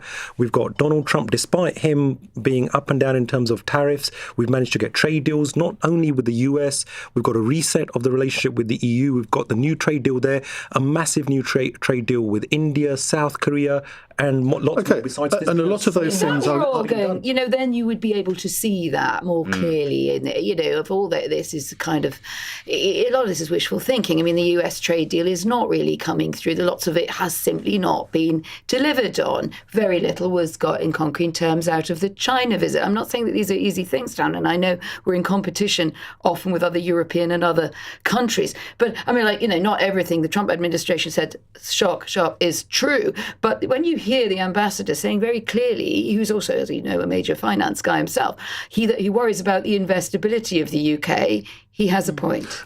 And I think the other point here is that when the Thatcher government came in, everybody knew that she was determined to create a sort of what she called an enterprise society, really encourage risk takers, really encourage people to start up their own businesses, to expand their businesses. There is none of that narrative here. There's no sign that I think the government understands what motivates business people. Well, look, as somebody who has started and run his own business, which went on, by the way, to employ hundreds of individuals, multi-million turnover business, I don't need to take lessons from failed Tories or Reform or anybody else. Many of us in Labour get it. What we are saying is we want to be on the side of working people as well as to make sure that businesses prosper. That's why we've got tens of billions of pounds extra investment coming into the country. And then I'll take your point with regards to the US, but despite the unpredictability of Donald Trump, we've got the lowest tariffs. That was negotiated thanks to some very dexterous handling of Donald Trump by Keir Starmer. I think that is something else that I think people do not give enough credit to the Prime Minister for that particular Maybe stance. it was because Peter Mandelson was the ambassador. No, I think it literally... Stop it. Stop it. Come on. Right, let's hear from Arlene. The role of government in the economy is frankly to get out of the way. The economy is about facilitating people who want to invest and who want to grow their companies and their small businesses. Northern Ireland, for example, has so many small businesses. And I have to say, Tan, a lot of them are going out of business because of the government policies that are coming through at the moment. The Employment Rights Bill is a bad bill. It is causing a lot of angst with a lot of small businesses. And for example, I'll give you an example. My local greengrocer has just closed down because they can't pay increased national insurance costs, keep up with the minimum wage increases. In Northern Ireland, we have a rate system which they have to pay into. So they're going out of business. And I think that's incredibly sad for a lot of small businesses across, not just Northern Ireland, but across the UK. So we do need to recognise that the policies of the government, whether it's through taxation or through the Regulation and Employment Rights Bill, is causing a lot of people a lot of angst. And because of that, there's a really... And, you talk about data centres. Very few people are employed in data centres, I have to say. We need to create employment. And to do that, you have to have the right policies. Well, Arlene, I take on board some of your points. But in terms of businesses and the Employment Rights Bill is incredibly important because we need to make sure that the have-nots, the people who are working their socks off. I've got people in Slough who've got 2 or 3 part-time jobs. They still can't make ends meet. They can't pay their bills. So we need to make sure that the national minimum wage is increased. We need to have the right balance between workers' rights. But what happens if employers stop employing people? That's the point. In terms of businesses, I think the national insurance, the 0.8% that came in, obviously, we had to deal with the chaos and carnage of our public services. We had to make sure that tens of billions of pounds extra was put into our healthcare, social care and education sectors. And unfortunately, then is where does the money come from? And I think the Chancellor has done her very best to make sure that we are running that balanced budget, that everything is fully funded. All that you've done in every aspect of policy is put extra costs on employers. Yeah. And then you all seem really surprised that unemployment's gone up. Yeah.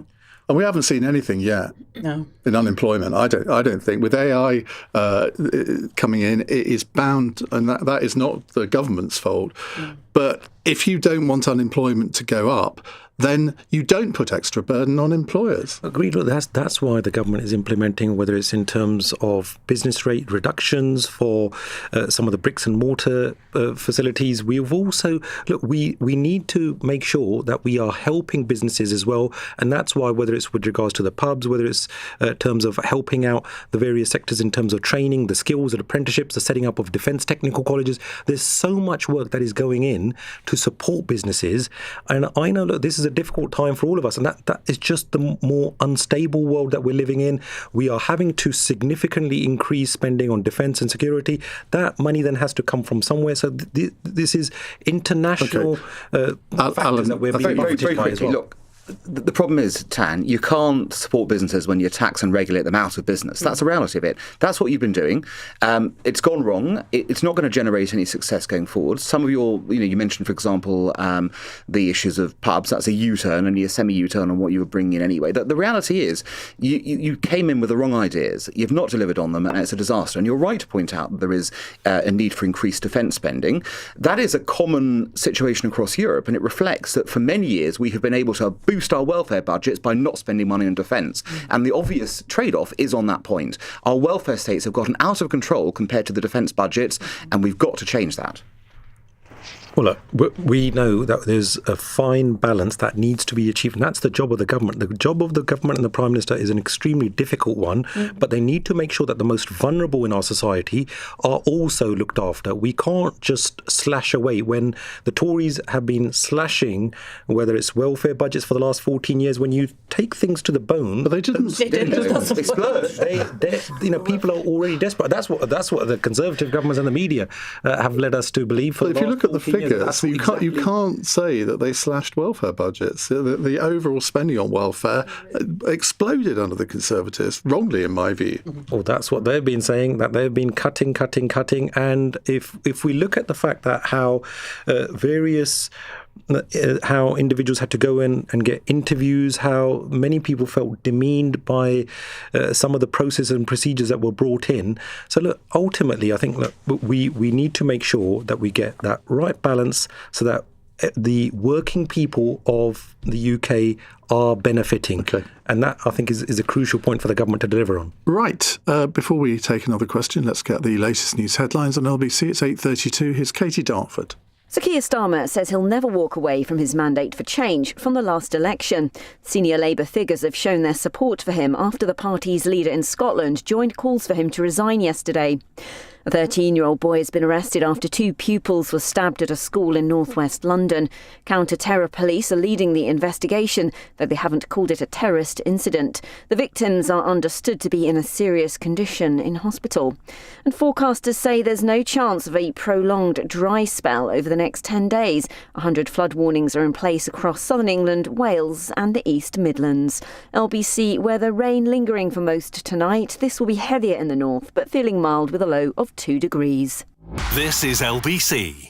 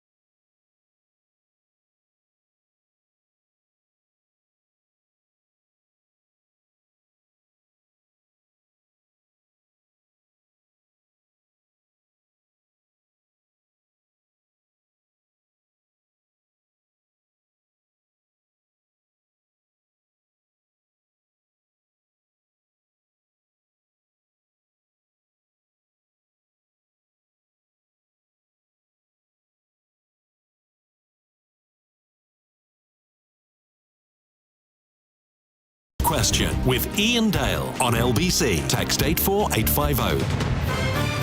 8:35 on LBC. We have with us Labour MP Tan Desi, Baroness Arlene Foster, non-affiliated peer, Alan Mendoza, Executive Director of the Henry Jackson Society and a Reform UK member of Westminster City Council, and Anne McElvoy, Executive Editor of Politico Europe and co-host of Politics at Sam and Anne's. Right, a text question here from Martin in Wolverhampton. An Afghan asylum seeker has been found guilty of abducting and raping a 12-year-old girl. So why isn't this government doing more to protect our women and girls from such horrors? Now, a bit of background to this. The conviction of 23-year-old Ahmad Mulakin for this crime, which took place in Nuneaton last summer, comes only a week and a half after another asylum seeker was jailed for life for the murder of a woman who worked in the hotel which the killer was being housed at. Arlene. You know, sometimes, Ian, I think that people talk about the Westminster bubble and being divorced from reality. When you hear something like that, you think, yeah, we are completely divorced from reality. And actually, the communities that are living close to hostels and who then express a concern about women and girls around that area are demonised, frankly. And I think that that is absolutely wrong. And I really do think all shades of government, and especially in the House of Lords, need to understand the threats that there are there from illegal asylum seekers, because their culture is not our culture. And therefore, when they see young girls in the environment, they take advantage of that. And I think that that is a really concerning thing for a lot of people in the UK that isn't being reflected actually in government. But is it right to lump them all together and sort of say, well, just because there's been two unfortunate cases, that should reflect on every Afghan asylum seeker? No. But the point is, we get these reports periodically about this happening, and the point that you've made is made. And we don't listen to people who have grave concerns, and we lump them all into they're a pile of racists. Which I think is absolutely wrong. These people have genuine concerns about living next door to asylum seekers who have a completely different culture to the one that they have. And that's not being racist. It's actually reality. And I think just avoiding the discussion and dismissing them as racist is absolutely the wrong thing to do. We have to get real with the concerns that people have. And if you look at opinion polls at the moment, one of the things that most concerns people on the ground is illegal immigration. And why is that? It's because they're worried about their communities, they're worried about their families. And I think if we avoid talking about it and if we ignore it, then we will reap the harvest of that. Anne?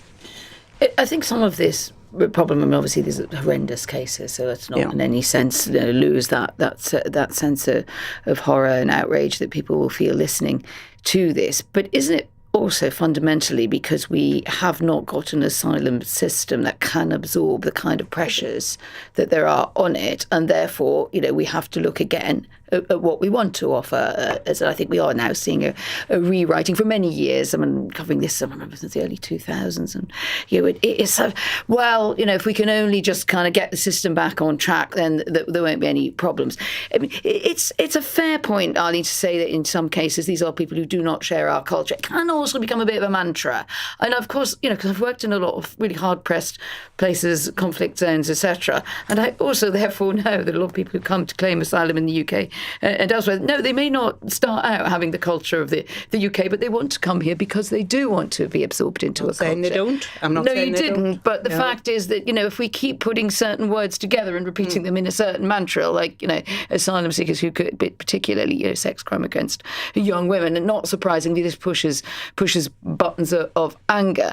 I do sort of worry a bit about that because, of course, how can we protect women and girls? I mean, what's the other big story in the background? This is a story of wealthy, of mainly white men abusing women and girls in the Epstein saga. So can we, I just ask for a bit of perspective. I absolutely take your point. I don't like deflection. I don't like the fact for a lot of years it was not something I think particularly Labour and sort of parties of the left and centre-left were very comfortable with. Yes. Good, they've woken up to that. But I also, I also have a sort of awareness that when we only talk about people who are coming to this country to get asylum as, in some way, sort of lacking our culture, as opposed to, if you come in, here's a condition for getting into our culture, I'm probably a bit more comfortable with that. Alan?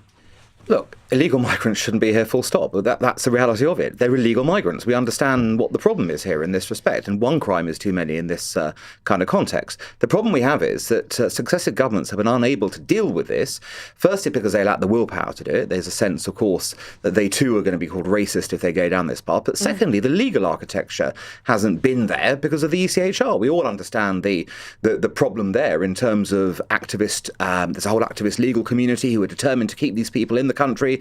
They then, employ every legal tool in the book to do so. And even governments that, have attempted to try and deport people can't do it. The answer is very simple. Get your framework in order in terms of being able to deport people who come here. People who do make it, look, there wasn't much attempt to stop them coming in the first place. That's been weak. We should be pushing them back to France from that point of view. It's a very obvious point. And let's not, forget, to come to Britain, you've got to come through many, many, many safe countries. And it's all very well, and I know you've pointed out, they might want to come here, but actually, if you're truly seeking asylum and trying to escape from somewhere, you should be happy with the first safe place that provides you with that kind of respite from the terrible things that you might be fleeing from. And I think, of course, there is a place. That's an argument for us taking no asylum. I was going to say, then, how many asylum seekers are you going to have any? I was about to say, of course, there is a case for then us considering who we'd want to take on. We have been a noble asylum cause in the past, but it has to be our choice, not their choice in that respect. And that's the difference. Right now, it's the choice of anyone who wants to come here. They can get in, stay, but potentially commit crimes, whatever, and we can do nothing about it. That can't go on. Tan?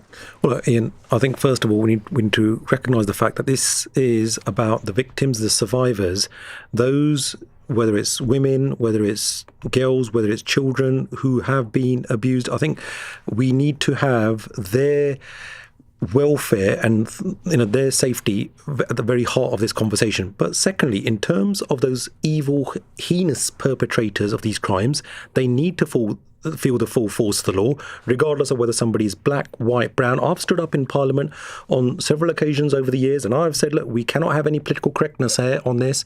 I don't care whether somebody is of whatever colour or religion, whether it's somebody, even if it's a Sikh person, I want them actually dealt with. And I tell you what, this is something, I'm glad that we're raising this issue, because not all migrants are bad. Not all asylum seekers are bad. In terms of the Sikh community, I literally just did a half-hour show. They wanted to do an exclusive interview, and I said, well, look, what do we want to discuss about the economy? And they said, no, we want to spend half an hour just on grooming gangs, on what the government is doing, how are we tackling this, how are we going to make sure that independent inquiry. I know we've had an independent inquiry which ran for more than 7 years, for more than £185 million were spent on that, but we still need to deliver justice. And what we cannot fall into is the trap of making this out as if this is just minority communities or these immigrants or these asylum seekers, only they're bad.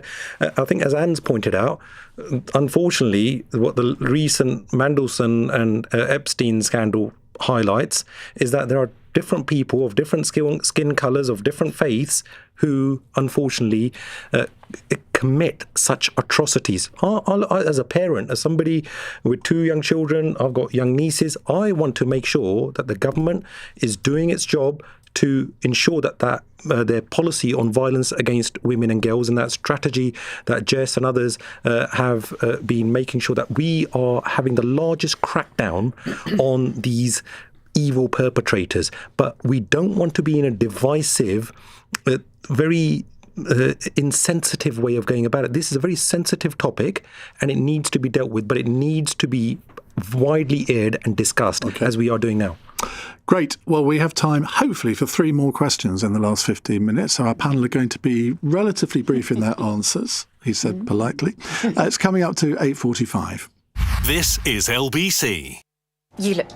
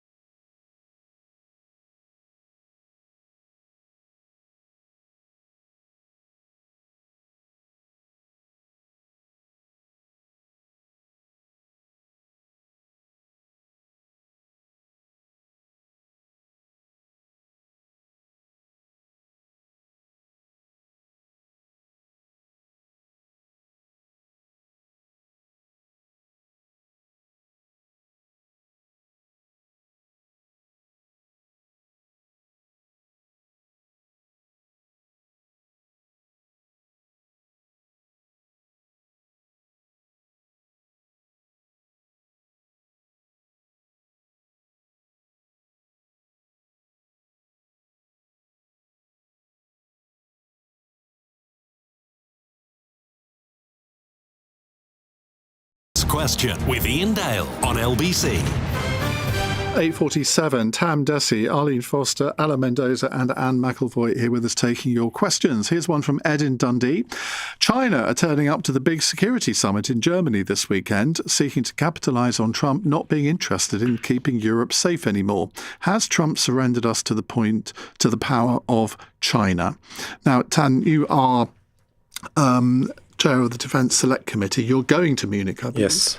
Yes, I am very much looking forward to going there again because it's an excellent opportunity, a platform for various nations to come together. And I hope that the Munich Security Conference this time will be characterised by the European nations stepping up to the plate, meeting the moment.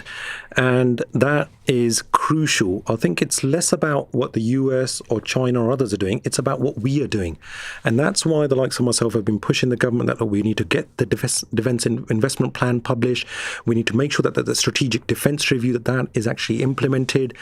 And we need to collaborate more with our partners. So I hope that as ministers and others will be going to the Munich Security Conference, I've got various bilaterals already with whether it's ministers, defence ministers of various nations, or whether it's defence committee chairs, my counterparts from those nations. And what I will be doing my best is in the national interest to be ensuring that we are talking about more collaboration between our industries, the defence industries, so that we can have not just economic growth, but we can have that security for all of us. And it is a collaborative. We can't do it on our own. What about China attending? Are you going to have a bilateral with your Chinese counterpart? It's not in my diary at the moment, unless you know something more than me. And at the moment, I went through that just before I came here. But look, the Chinese, obviously, they will be making sure that they go to various Well, promise me, if you do meet a representative of the Chinese government, will you say 3 words to them? Free Jimmy Lai. Yes. Well, I think Jimmy Lai is somebody that many of us have been speaking about in terms of human rights. I've stood there in terms of China. It's a matter of record, Ian, that I've said that the persecution, whether it's of the Uyghur Muslims in Xinjiang, whether it's the Buddhists, whether it's the Christian community, whether it's Falun Gong, whether it's the free democracy protesters, especially in Hong Kong, I've said those things, and I will continue to say that. But I don't think that's going to be coming up in the Munich Security Conference, I think. Alan? Look, I mean, we should say you are Global Affairs Advisor to Reform UK as well. Yes, and it's interesting, Tan. You may be surprised. You've been to Munich before. You know this. You can suddenly be in the men's room and discover that, as I once was, that the Iranian foreign minister was next to me, and we had a bit of a bilateral. It would be the men's room. It was rather intense. Is that a euphemism? You never know. I would like to point out to LBC listeners that's not how most bilaterals happen. But it is a meeting place, and it's good that we're going. And of course, it's not about politics; it's about trying to get that competition. But on the Chinese case, it's fascinating. The Chinese have obviously seen the opportunity. There is, kind of a fault line in the relationship. They've been pushing wherever they can to get in. I thought it was extraordinary that Mark Carney made his speech at Davos, where he goes, the middle powers, we must come together. And the very next thing he did was get into bed with Xi Jinping. Not literally. But if that's the idea of what the middle powers should be doing, signing deals with the Chinese, which are going to replace the Americans in that sense, that's not a solution for the West. That's not a solution for the middle powers. That is a surrender to a country that definitely does not have our values, doesn't have our interests at heart either, and it would be a terrible tragedy if, in seeking to discover themselves, the Europeans sell themselves to the Chinese. Anne? Just at one point on reform, so don't sell yourself to China, which is always it's a difficult line. We've seen this government try to walk it as have others. I'm pretty hawkish on the security side on China, but I can also see this is a country that is going to be is already massively important. The global economy is going to be more so. You're sounding like you don't really want to sort of do much business with China that way. You're not keen on reconnecting with the EU. The US is increasingly turning inwards as a trading power. Under a reform government, who are you actually going to trade with? Well, firstly, on trade, of course you're going to trade with China, but you won't be trading with them in anything of strategic concern. You're not going to go for any critical industries. Most things that we do have some element of strategic. Well, we're not going to have... that's what I meant. That's not quite true. But I think, if you look at the... If you wanted cheap Chinese EVs dumped on the British market, then that's what you'll get. Well, they are being done. They shouldn't be here because the data's going back to China. Well, exactly. I'll tell you where the growth is. The growth areas will be in the Middle East and in India. India's been surprisingly neglected, I think. The reality is there's a lot to look for in the Indian relationship. I think in this case the Americans have made a mistake in that they have pushed the Indians away. I think that's the wrong thing to be doing on an alliance perspective. Looking globally, we should be heading very much in that direction to be taking advantage of the Indian market. So it's Middle East autocracies and India where Labour already has a trade deal. I'm just being an equal opportunities. And you're off to Munich as well. I mean, are there bilaterals in the women's toilets too? She may discover them. You'll see. I think yes, there are. I mean, it is an extraordinary place that way that you sort of. As a journalist, what do you get out of going to that conference? Yeah, it's a very good question, which we won't. Yeah, I think I get out of it interviews. You know, I'm a bit of a I'm a hustler, and basically I go around, trying to get big interviews. I work at my company also has a German owner and Axel Springer. So it's really ideal to be able to go and look at the Anglo-German defence agreement, for instance. Everybody is there. So I can go to a pop-up interview with Boris Pistorius, the German defence secretary. I can then see John Healey. I can then the sessions are really good at Munich. A lot of people just sort of go and don't go to the sessions. But actually, if you want to find out, I'm just curious about the next developments in defence, security, energy policy, which underpins it. You learn a lot there. And occasionally, as you say, you make new friends in the bathroom. And you didn't need to go that far. If you wanted an interview with me, we could have just done it right here in Westminster. But yeah, jokes. I'm glad to bring the two of you together. John Healey back on. It is really important that we're at Munich, and one of the things I have been supportive of the Labour government of is the increase in focus on defence and on our supply chains across the UK, because I think that's really, really important. Because if we are having difficulties with unemployment and with employment in other areas, I think there's a huge opportunity for us actually in the defence sector, because our supply chain is very strong. We need shorter supply chains. We shouldn't be having supply chains coming from China and other places that there are problems with. Therefore, there's an opportunity, I think, to really develop the supply chain for defence, and I hope that that's something. I know you said earlier on that you wanted to see more money spent on defence. I know we're heading towards 5% of GDP, but I really do think that defence is an area we could really help. Rest assured, Ollie, you can count on the House of Commons Defence Committee to be ensuring that the country is safe and secure, and we will be pushing the government to go further and faster, because otherwise we will not be able to discharge our primary duty of keeping the country safe. Right, next question is from Delia. I remember there was talk of Farage being made the ambassador to the US because he's friends with Trump. Would that have been a genius move, or would he have only provided a different kind of headache to Starmer? Alan? Well, it would never have happened, firstly, because, as you can see, they're all terrified of Nigel Farage. It's no secret that every time the Prime Minister gets up at question time, he's directing his answers to Reform and Nigel Farage. That's the whole point. So, it's great credit that he recognises who the real leader of the opposition is. But the point of this is that you weren't going to get Nigel ever in Washington as that ambassador or position. He would have done it, though, wouldn't he? I doubt he would have done, actually. I think at the time he was retired from politics, I don't think he would have come necessarily back for that. But I think, thankfully, we dodged... You don't know Nigel as well as I do, then. We dodged that question, and he's come for greater things, and that's the moment we are at now. Right. He's going for number 10, and he'll be appointing the Prime Minister, ambassador, not the other way around. Wasn't that part of the problem with Mandelson's appointment, that everybody thought that because he'd be a great Trump whisperer that he should be appointed? That was the misjudgment absolutely there. It was quite obvious. Well, on that point, it wasn't a misjudgment, because he actually, for the time he was in office, he did a good job. Yeah, but that overrode everything else. And that's the point I'm saying to you. They didn't take into account all of the other things that were going on in the background, and which we're now hearing as the weeks go on, were very clear for the Prime Minister to see. And, he took a chance, and it has failed spectacularly. In terms of Nigel Farage, thanks, but no thanks. I think that the previous ambassador to the US, Karen Pierce, when we were there, the House of Commons Defence Committee was in the US for a week. I was very impressed with how she was conducting herself and how she got along, how she was fighting for our country. We had a whole host of meetings lined up, thanks to not just our Defence Committee clerks, but also the help that we received from the embassy there.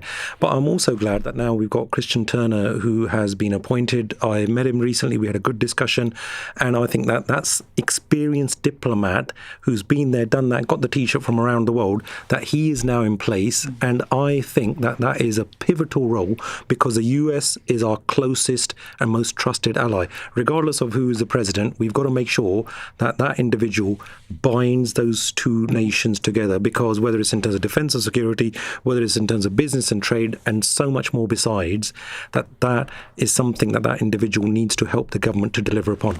Well, I won't hear a word against Karen Pierce, because she held a reception to launch my American President's book at the embassy and called me Britain's finest political commentator. Oh, right. Obviously, that was a mistake. I take back my comments. Ian, in that case, I'll take back my comments, mate. Yes, it's a shame that effectively Keir Starmer kind of moved out Karen Pierce. Yeah. I thought there was, she's doing a very important job in the Western Balkans, which is a genuinely sensitive part of the world vis-a-vis the Russia threat. He didn't get on that well with it, so he didn't invite her back. So we're now back to, I'm sure Christian Turner will be very good, but it's like, it's been back to that first question, what on earth's possibly gone wrong with the Starmer government? I think it's not just, it's part of the Mandelson story, just shouldn't have happened. But in fairness, there was a lot that we now know that we did not know then. Some of it was known, not all of it was. I think it's just this uncertain touch and this testiness. I mean, that sense of sometimes a lack of grip at the centre. Let's see, perhaps it's all going to change. Now, a question for Arlene from Mike, who says, cheeky one, has Arlene ever thought about doing a non-affiliated peers podcast with Claire Fox and Kate Hoey, or is that market pretty saturated now? I think that'd be great fun, because there's a lot that Claire and Kate and I agree on, there's a lot that we disagree on, so that'd be great fun. That could be a new global podcast. Corey and Chris will make the arrangements. Yeah. Right, our fun question is from Nikki in Kent. Young people are increasingly focusing on values-based or ideological dating, putting political views and outlooks on life above physical attraction. But if you were looking to meet a special someone now, what would your red line be? I'm sure you're all happily whatevered. Alan? Well, I'm lucky because I married a stunner who shares my political views. So what can I say? I just got it right. Just don't do it wrong. If you're going to have arguments that get to the core of your relationship, that over politics, that's probably a mistake. Anne?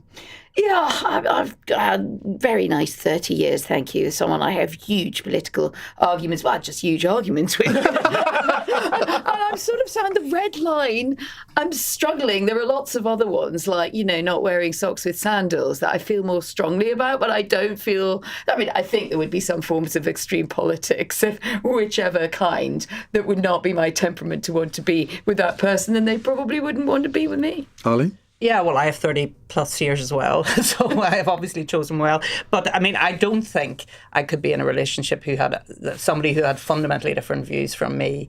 Like, for example, I couldn't marry a Republican, either a Republican here in the UK or in GB or an Irish Republican. It just wouldn't happen. What about Americans? So many broken hearts in Sinn Féin. Loads of broken hearts in Sinn Féin. They'll all be crying and saying, I really thought it was going to happen.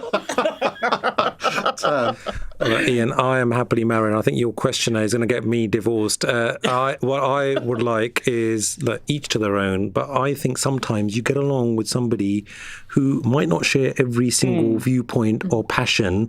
And in fact, my wife, she thinks we're all mad getting involved in politics or media, that you got enough problems of your own rather than trying to take the world's problems on. But I said, as I often say to her, you just won't appreciate what are the drive, the satisfaction that I get in public service. That's something that it's an anathema to her, but for me, I think it's important that when I go back, that you can switch off, because then you're discussing about something else, and our TV is dominated by whatever my better half determines. I always said I could never be with the smoker. Guess what? Thank you all very much indeed. Now, on tomorrow's panel, we have Labour MP Florence Eshalomi, Reform UK's candidate for the next London mayoral election, Layla Cunningham, former Conservative MP and Minister Tim Lawton, and the Financial Times columnist Stephen Bush. Right, coming up in the next hour, Nigel Farage has called on Britain to end the culture of working from home, claiming employees are more productive being with other fellow human beings. Simple question, has he got a point? I've got a foot in both camps here, because when I ran a publishing company, I was always very happy if people wanted to work from home. They probably get more done, because if you want to concentrate on editing a book, you probably don't want the clatter of the office noise around you. But has it gone too far? I detect, and I use the Tunbridge Station car park test here, I detect more people are going back into the office now. Is that your experience? Or do you think Nigel Farage is right? 0345 6060 973.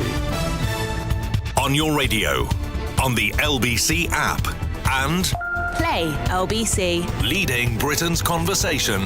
This is LBC. From Global's newsroom at 9 o'clock, the Prime Minister says he will never walk away after managing to fight off calls for his resignation over the Lord Mandelson scandal. Sir Keir Starmer thanked his strong and united cabinet in a meeting earlier after they threw their support behind him yesterday. They came out in defence of the PM after the Scottish Labour leader called for him to step down over Mandelson's appointment. Former Home Secretary under Tony Blair, Lord Blunkett, told LBC that ministers must continue to show united front. I used to say put up or shut up, and the shutting up from behind the scenes would be very welcome, because it's destructive. It's like you can wound a beast, and if you don't finish it off, nobody's gained. And I don't want Keir Starmer to be a wounded beast. I want to be the Prime Minister of our country, doing a job for our country. Conservative leader Kemir Badenoch said the Cabinet have given Sir Keir a stay of political execution. A 13-year-old boy has been arrested after two pupils were stabbed at a school in northwest London. Counter-terror police are leading the investigation, though they haven't called it a terrorist incident. The victims are understood to be in a serious condition in hospital. An Afghan asylum seeker has been found guilty of abducting and raping a 12-year-old girl in Warwickshire.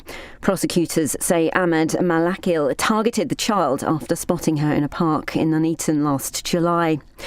The FBI's released images of an armed, masked suspect wanted in connection with the disappearance of a US news anchor's mother. Savannah Guthrie's mum, Nancy, has been missing from her home in Arizona for 10 days. And Team GB's wait for a first medal at the Winter Olympics continues after defeat for the mixed curlers. Jen Dodds and Bruce Mowat lost 5-3 to hosts Italy, who take the bronze medal. Sweden, who beat Great Britain in the semi-finals, also got past the United States, 6-5 for gold. In the city, the FTSE 100 has closed down 32 points at 10,353. The pound buys $1.36 and €1.14. LBC weather, rain lingering for most tonight. This will be heavier in the north, but it'll be feeling mild with a low of 2 degrees. Rain pushing northwards tomorrow, heavier in Scotland. Briefly bright in the south, but with showers later, highs of 12 degrees. From Global's newsroom for LBC, I'm Katie Dartford. This is LBC from Global, leading Britain's conversation with Iain Dale.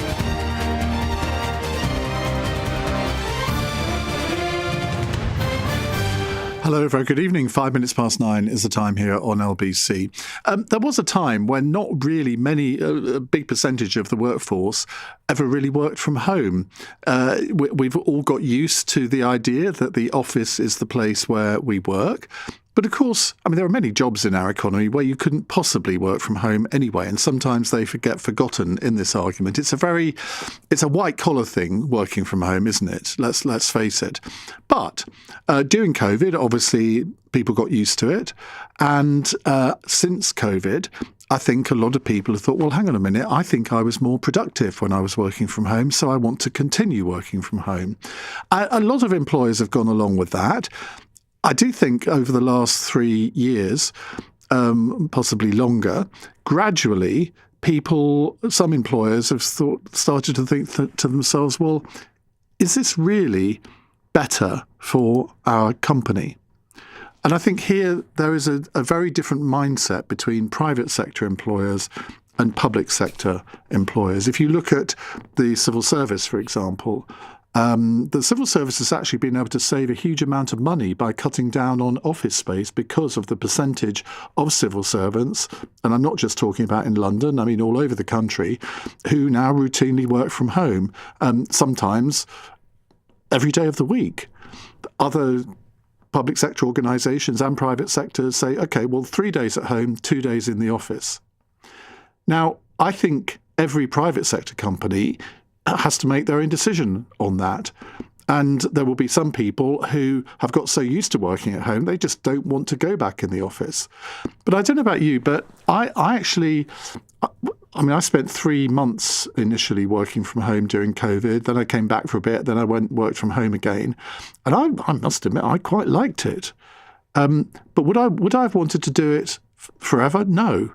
Because I can remember the first day I came back into the office and it was a revelation, sort of actually being able to talk to people again, seeing people that you hadn't seen for ages, learning from them, bouncing ideas off them. That's what the office is all about, isn't it? Now, again, it depends on what kind of work you're doing, I suppose. If you're manning a call centre, then you may think, well, I can just as well do that from home as I can in an office. It's much quieter. I'm probably more productive. And as long as your employer thinks that that's the case, well, what's the problem? I don't think this should be dictated to by anybody in government. Now, Nigel Farage, he has called on Britain to end the culture of working from home. He claims employees are more productive being with other fellow human beings. He told a rally in Birmingham that the UK needed an attitudinal change to hard work rather than work-life balance. Well, again, that's arguable, isn't it? I mean, I can see what he means. But if you have a good work-life balance, aren't you going to be more productive because you're going to be happier? And a happier workforce is a more productive workforce, you could argue. 0345 6060 973 is the number to call. Let's hear what Nigel Farage said at this rally in Birmingham today. It is an attitudinal change that Britain needs. An attitudinal change to hard work rather than work-life balance. An attitudinal change to the idea of working from home. People aren't more productive working at home. It's a load of nonsense. They're more productive being with other fellow human beings and working as part of a team. Piers Linney joins me, co-founder of Implement AI, who starred on TV's Dragon's Den, came to do a phone-in with me, was it a year ago, 6 months ago, and you scared the bejesus out of me about AI, and I've been quoting you ever since, Piers. Welcome back to the programme. What's your view in principle on working from home? I think it's just dangerous, these sort of, soundbite policy. You covered a lot of the ground there in your introduction. And I think that, during COVID, it was a necessity, clearly. I think I work with organisations, I won't mention the names, but some very, very large organisations who've had a policy of working from home. And now they've gone to a policy of, maybe 2 or 3 days in the office, because depending on what you do, what you said there, Ian, is correct. Sometimes you need to interact with your colleagues and people, ideas, innovation, better when you're all in the room together. I was a lawyer, and training as a lawyer from home would be very, very difficult. A lot of my skills by being in the room with lawyers and clients, learning how to talk to clients and deal with them. But I think that Nigel Farage is just clearly hasn't got a clue about the modern workplace and the way in which both organisations are structured these days and talent as well, because you're in a war for talent, right? And where's talent going to go? Somewhere where there's flexibility, or somewhere where there's some, blanket rule they'd have to work in one particular way. I think that any organisation that goes down that road is going to find itself at a competitive disadvantage. Work is something you do, not somewhere you go. And the last point I make is I've got businesses, I've got a mountain bike company, right? And we make mountain bikes in Wales, right? You have to go to the production facility and make a bike. There's no doubt about it.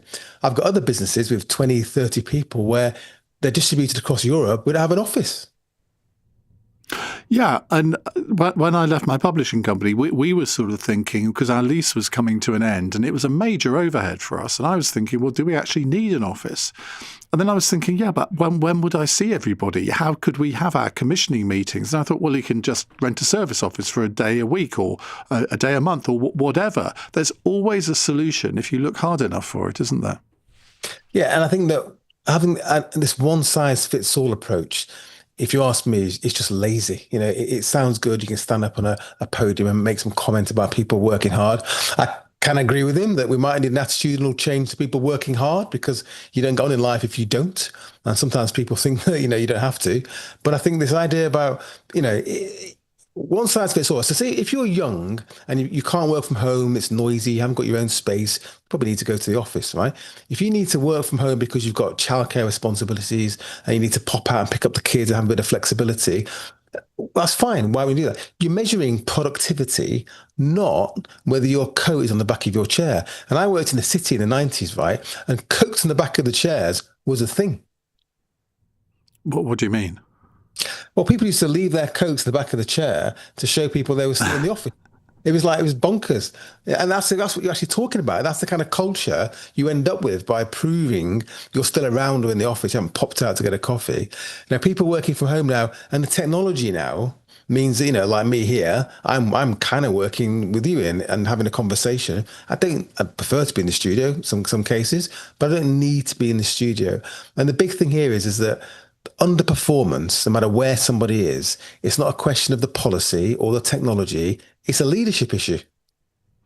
It's also understanding the requirements of your own organisation, isn't it? And maybe there are too many people who maybe don't really understand the whole concept of what people can do at home, because I suspect that there will be some people listening to this programme who think, well, you can easily work, if you do a 9-to-5 job, well, you work 9 to 5 at home. Well, it doesn't work like that, does it? Because obviously there are distractions at home, and you probably actually work a much longer day because of those distractions, because you still have to get the work done.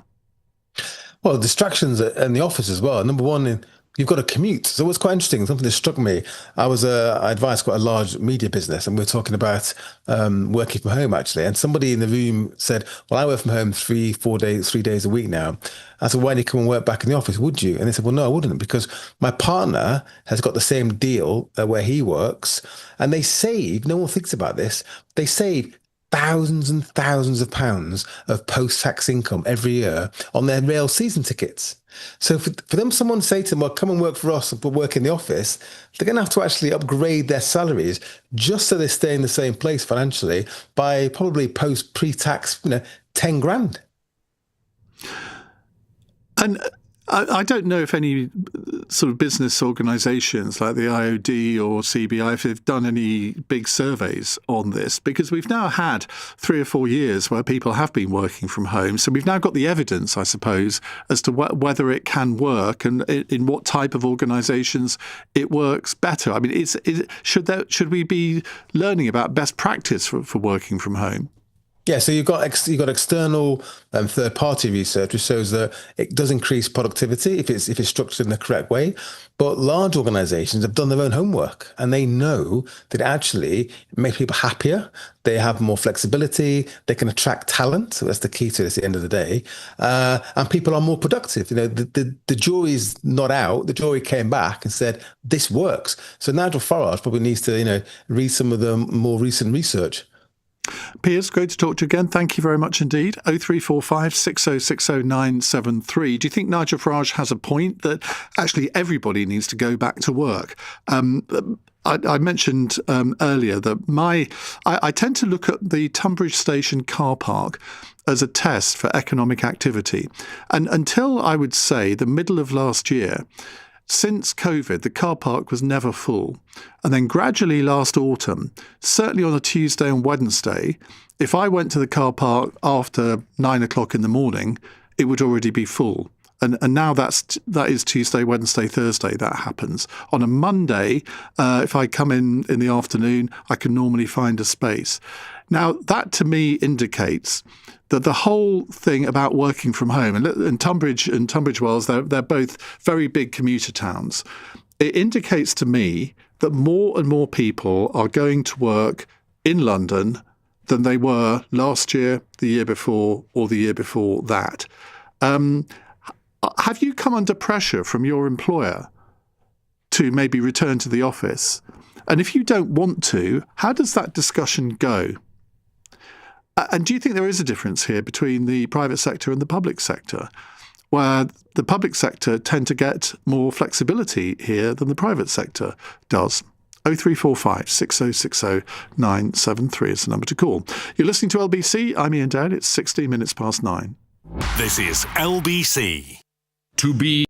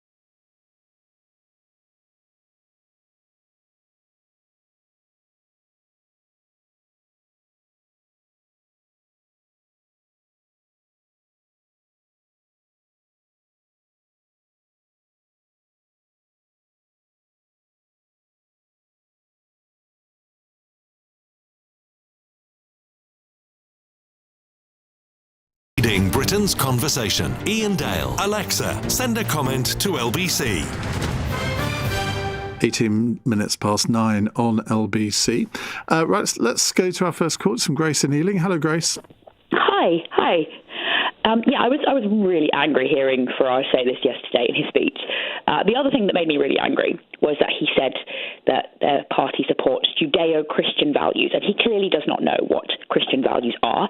Christianity is to follow Christ, and it's not just about values, but there are Christian values, and he doesn't adhere to them. But I think that in both cases, what he's trying to do is to say to his audience, who are largely people who are older than I am, that they're going to roll back time. They're going to go back to when things were rosy, and it's all about nostalgia. It's trying to appeal to his audience's love of the past. And so he's saying, never mind all these young people who are working on computer-based jobs, let's resent them. Let's ignore what scientific research says about how people are most efficient, or about anything else, about vaccines or climate change. They're just leaning into anti-science rhetoric. It's all about kind of trying to win his audience over by looking back into the past and by feeding off of resentment of those in other demographics. It's saying to people... Do you really think that when Nigel Farage sits down to write a speech or talks to his speech writers, he says all the things that you've just said, or he believes all the things that you've just said? Because, I think, look, as I say, I believe that in many circumstances it's perfectly okay for people to work from home. But he does raise some issues here. If it is proven that for some people they are less productive working at home, then of course an employer is going to want them back in the office, aren't they? I'm not saying that people shouldn't work in an office if they're more efficient in an office, but he's saying that people are always more efficient in an office. And in reality, hybrid working has generally been found to be most effective, but it depends on the individual and the role. And so he's disregarding the complexities of different individuals and their different jobs. And he's just saying, and I'm afraid, maybe I'm being too cynical, but I'm afraid I suspect that because he has some donors who may benefit from renting out office spaces, I may suspect that might be another factor. He's disregarding... Well, you're being unusually cynical for you, because I always think that you speak a lot of common sense, but I must admit on this, I think you're talking absolute rubbish. Do you not think that he ought to have more concern for the nuances of different jobs and different people, rather than just saying in a very blanket way, as he did yesterday, that it's nonsense to say that people work better at home? Do you not think that people can sometimes actually work better from home, and he ought to look at the evidence and have more appreciation for variety rather than making the sweeping statement that he did? Well, neither you nor I have read his entire speech, so I heard it. I didn't. Well, you heard the whole of it. Yeah, I heard all of the bits. I think I did, yes. I wasn't paying full attention at the end of it, I don't think. But I heard what he said about working from home, yes. And so he didn't, there wasn't any part of it who said, well, look, in some circumstances it's fine. And unless I missed that part, and I'm willing to be corrected, but unless I missed that part, I think. And another thing he said was that they want to get more people off of welfare, but actually, it helps some people who have various disabilities or childcare circumstances, or who can't afford to live in. Well, of course it does, but surely it should be the aim of any government to enable people to get off welfare and go to work. I completely agree. And that's all he said, surely. Well, yes, but my point is that it will enable some people who have certain circumstances or disabilities to work if they can do remote jobs. Whereas if you say we're going to end remote working... Totally agree. So my point is that his two ideas about getting more people into work and stopping remote working, those are actually in conflict with each other. Well, I would be very surprised if in that speech he said, I want to stop all remote working. Well, that was the impression that I got. He said, and he thinks that somehow working hard is in conflict with working remotely, but plenty of people who work remotely work very hard. And again, I think he's trying to appeal to people who have worked flipping hard in manual jobs by kind of feeding off of the resentment that some people have for people who work in other sectors. He's trying to pit groups against each other, and it's divide and conquer. Well, I think if you are just generally anti-Farage, you may well interpret it in that way. I actually think he raises some important points which are worthy of discussion, which is why I'm talking about it this hour, because I think there are all sorts of circumstances where it is perfectly acceptable to work from home. And I am not, let me repeat, I am not against home working, because I was implementing this way before most other people in my small publishing company. So I haven't got an axe to grind here. But I do think in the public sector, particularly in central government, where if you are coming up with new policy ideas, I would say it's helpful to be in an office with other people where you can bounce ideas off them. And I get the impression that some of the public sector unions are actually fighting against any attempt by government departments to get their civil servants back into the office. I don't disagree that it's great to be in an office bouncing ideas off of people. And when I was in an office with colleagues, it was fantastic, and it was really nice to be around really friendly people. But the idea that he seems to be putting forward, that people always need to be in an office all of the time, rather than allowing for variety and hybrid working and people working at home some of the time, I think is erroneous, because actually people can also work very hard and very efficiently when they are remote some of the time, and people can communicate via Zoom and via email and not only in person. But I think he's trying to build on people's resentment of those of a different generation or a different sector, because he feeds off of getting groups to resent each other.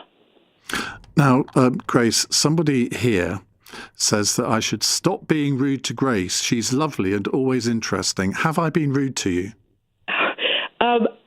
I don't think so. Well, I'm glad you said you did hesitate there, but I'm glad you think so, because I don't think I have either. But I mean, I did say you were talking rubbish at one point, but I think I can be forgiven. I'm grateful for their compliment, even though it's undeserved either way. Thank you very much indeed, Grace. As ever, that's Grace in Ealing. Dan is in Sandhurst. Hello, Dan.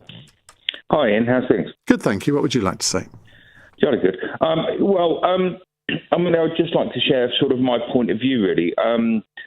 I've worked from home predominantly since the late noughties, mainly due to location of office initially. I'm from the south, but our head office was in the north when I worked for a film company. But the company I work for now, I run a small side team that operates internationally. So we will often be online at 6 a.m. To catch our customers in Southeast Asia and then the Middle East, and then we move on to Europe. We do CPD training in various sectors, and whilst I'm sure there are those that perhaps don't have as much transparency in their organisations and traceability and sort of KPIs and what have you. We work really hard. Everything's tracked, everything's clear. I can see what people are doing. I don't overly police that too much. I trust people to have some personal responsibility, and we get things done. We do have a central London office. I'm out in Berkshire. With the way it works, if I were needing to go into the office, it's the best part of 2 hours each way, and 50 quid a day when you're talking about trains and parking and what have you, let alone emissions and other considerations that you might want to factor in. But we get the job done. If we need to go in, we go in. But I'll often see my team having cleared equal activity rates and productivity by 10 a.m. in the morning.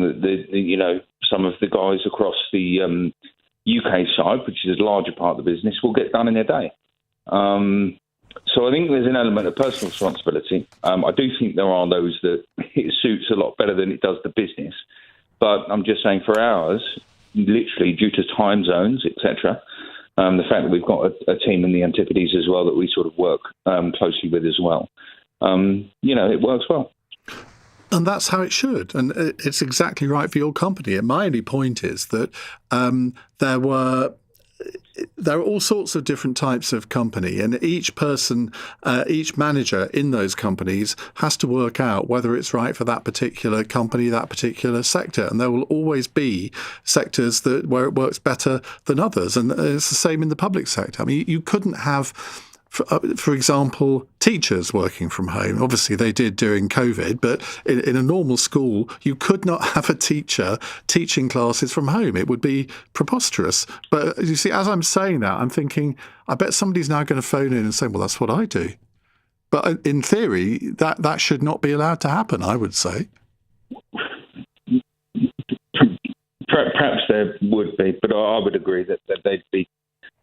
That would be disingenuous. I don't see how you educate individuals, especially children, through 2D.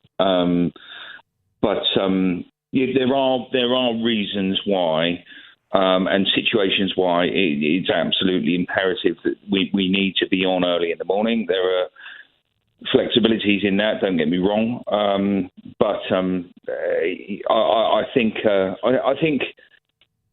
I think there's the other end of it, though. Is one fell, like the previous caller, one fell swoop. Let's get everyone back into the office. If I did that, our productivity and results would sink. Yeah, and you would probably lose workers, and some of them probably very good workers too. I mean, in the end, thank you very much, Dan. In the end, all of these things have to be discussed.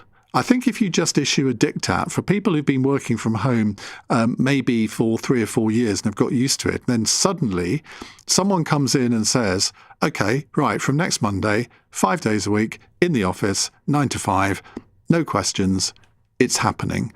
You're going to lose an awful lot of goodwill among your staff, aren't you? But I'd love to hear from anybody who's been involved in these discussions. 0345 6060 973.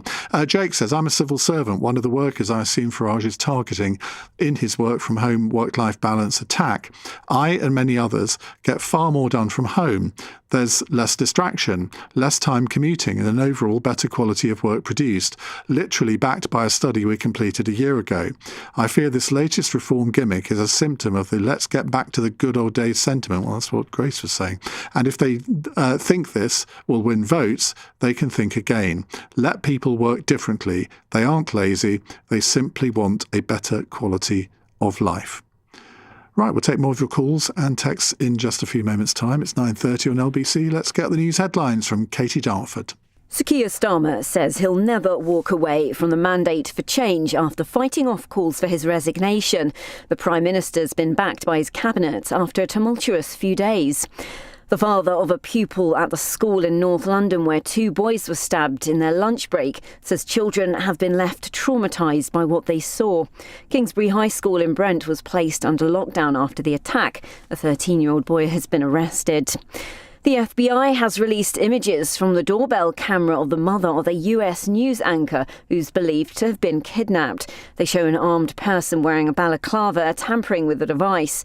84-year-old Nancy Guthrie has been missing for 10 days. LBC weather, rain lingering for most tonight. This will be heavier in the north but feeling mild with a low of 2 degrees. This is LBC. A Thameslink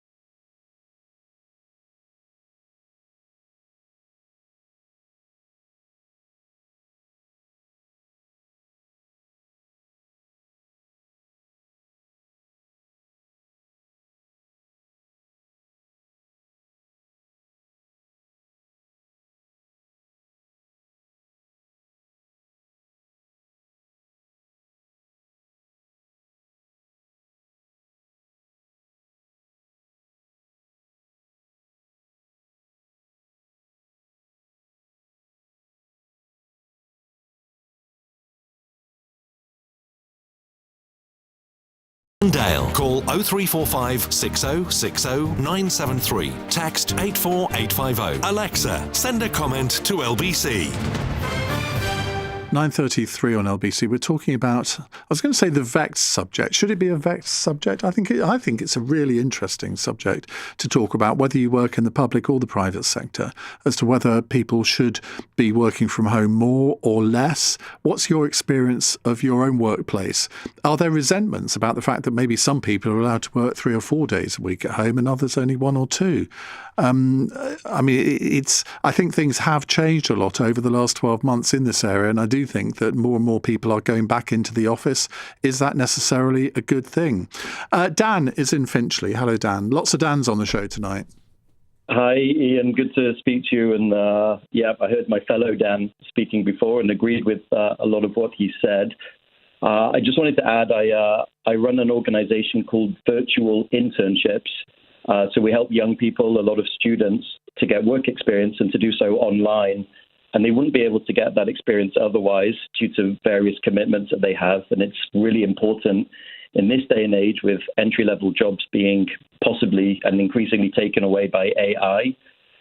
This gives people work experience and gives them the skills to start working remotely. And we as a company are remote first. So all of our teams are dotted around the country and some overseas as well.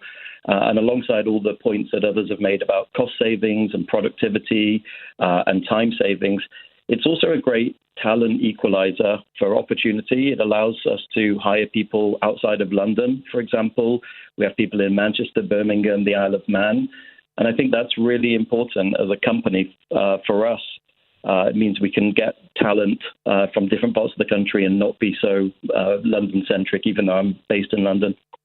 Is that when you're recruiting people, how often in a job interview do people actually raise the issue of working from home? So we are fully remote, so we post it everywhere in all of our job applications, and we've made a whole culture about being remote first. We're really close as a team. There are ways of doing that through technology and group calls and team building sessions, etc. And you can have, I worked in an office previously, but we have as good a culture, and it shows in the statistics and the data that we track as a company better actually than we had as when we were in the office. So you can still build that culture remotely, and I think it's good for the employees. They're much happier, and I think it can be really good for the company as well. So presumably, therefore, you can recruit people from all over the world. We do. So we have core people in the UK, but we have people in Nigeria, in India, in Vietnam. It means we cover all time zones. Sometimes it's cost efficient as well.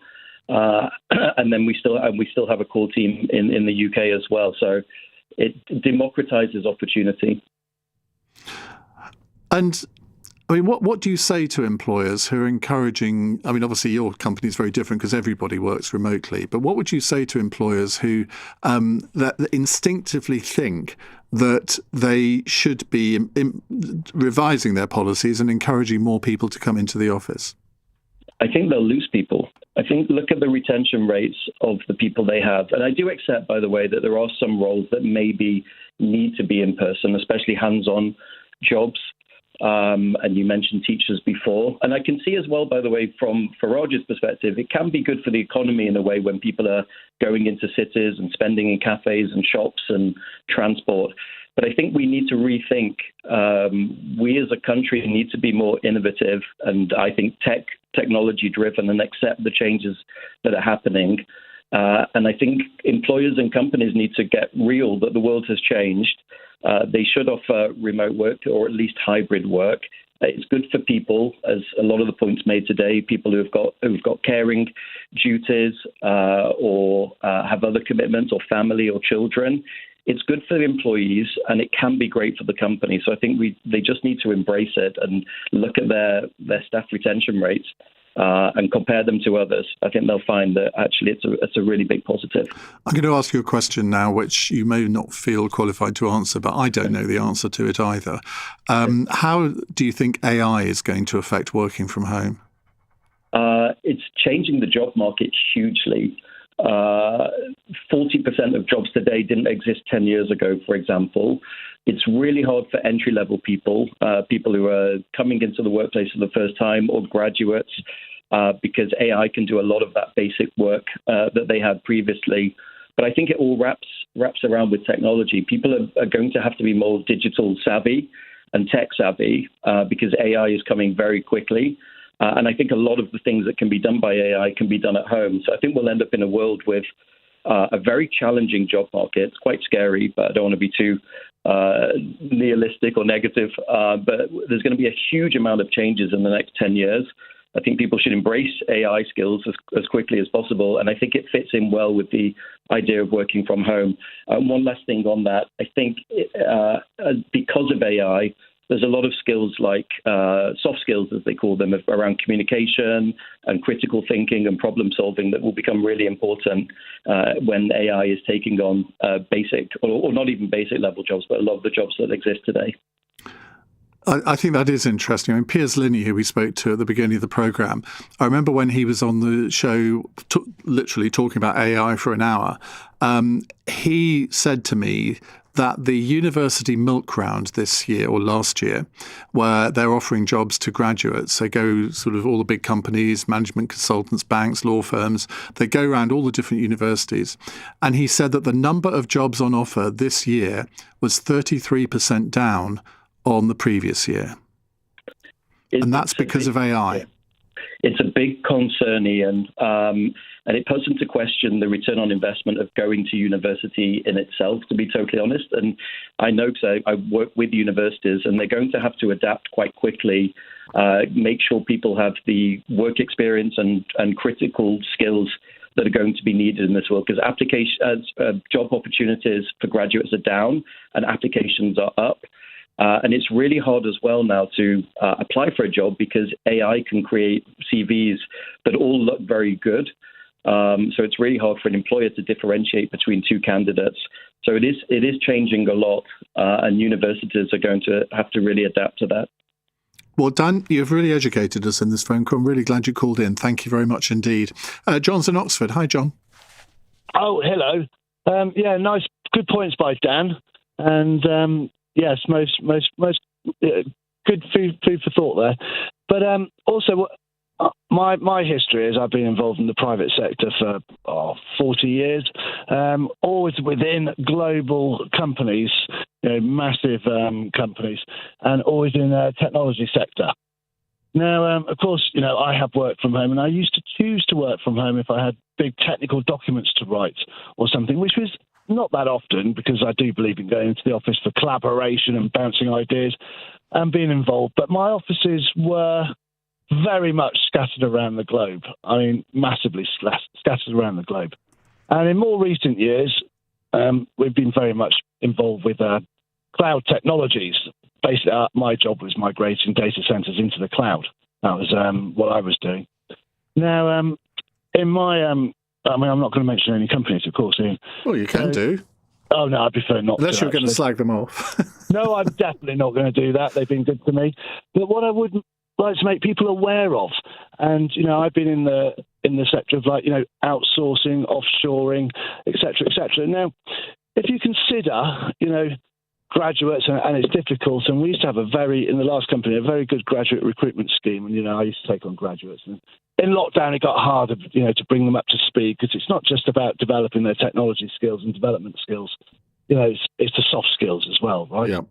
And, but, we very much were considering I'm talking like just below director level, let's say, not, I wasn't up there at board type level, I was a couple of levels down, You're considering, we had data centers, and we had teams. I had massive teams in India, massive teams in the Philippines. And we can get 4, possibly 5 people per one graduate in the UK. So with the technology as it is, what we're looking at is, if we employ these guys here, which is great for the UK economy and stuff, but we need to think globally, then why are we not recruiting for offshore somewhere and still saving money? So if you're not in the office with technology as it is at the moment, why do you need to be not just in the office, but in the UK or in Europe, which you don't? Now, more and more people pushing to work from home, this question is going to get bigger and bigger, and there's going to be more justification for recruiting teams offshore. Do people ever consider this? Well, I don't know. And you see, there'll be a lot of people, and I suspect Nigel Farage would be one of them, who would think that was not necessarily a great idea, because, effectively it's importing unemployment, if you see what I mean. Correct. And I don't like that myself. Very much so don't like that. But it is a reality with, global companies as they are. We were offshoring entire teams. I remember one team, 42 people, bang, gone, offshored. Let's face it, this has been going on for decades.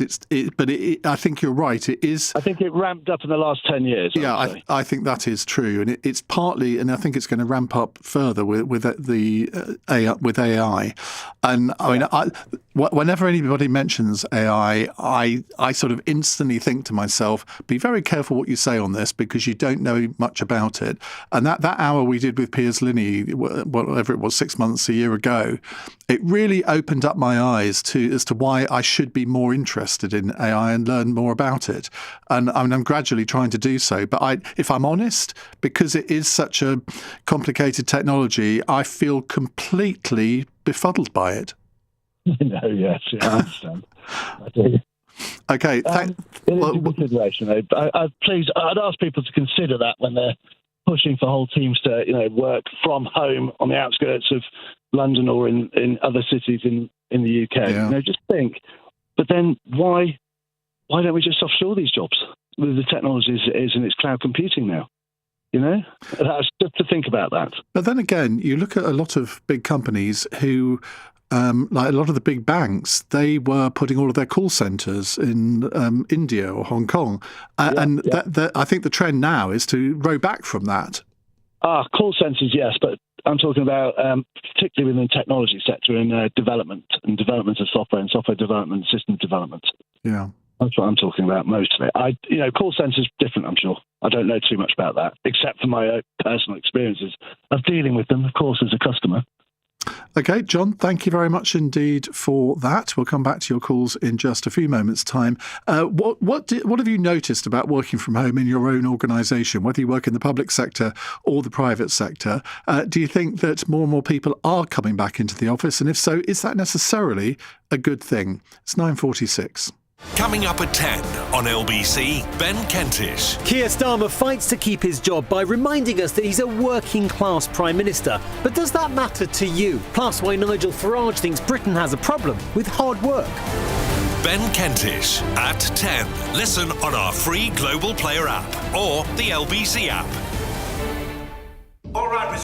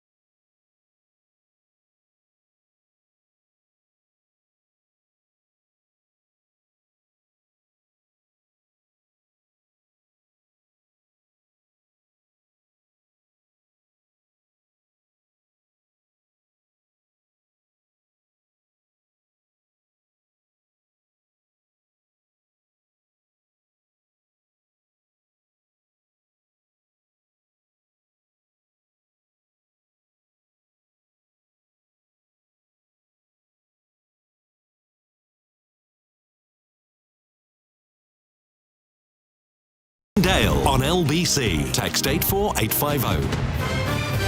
9:49 on LBC. We're talking about working from home. Ant is in Fleet. Hello, Ant. Hello, regular listener, not so regular caller.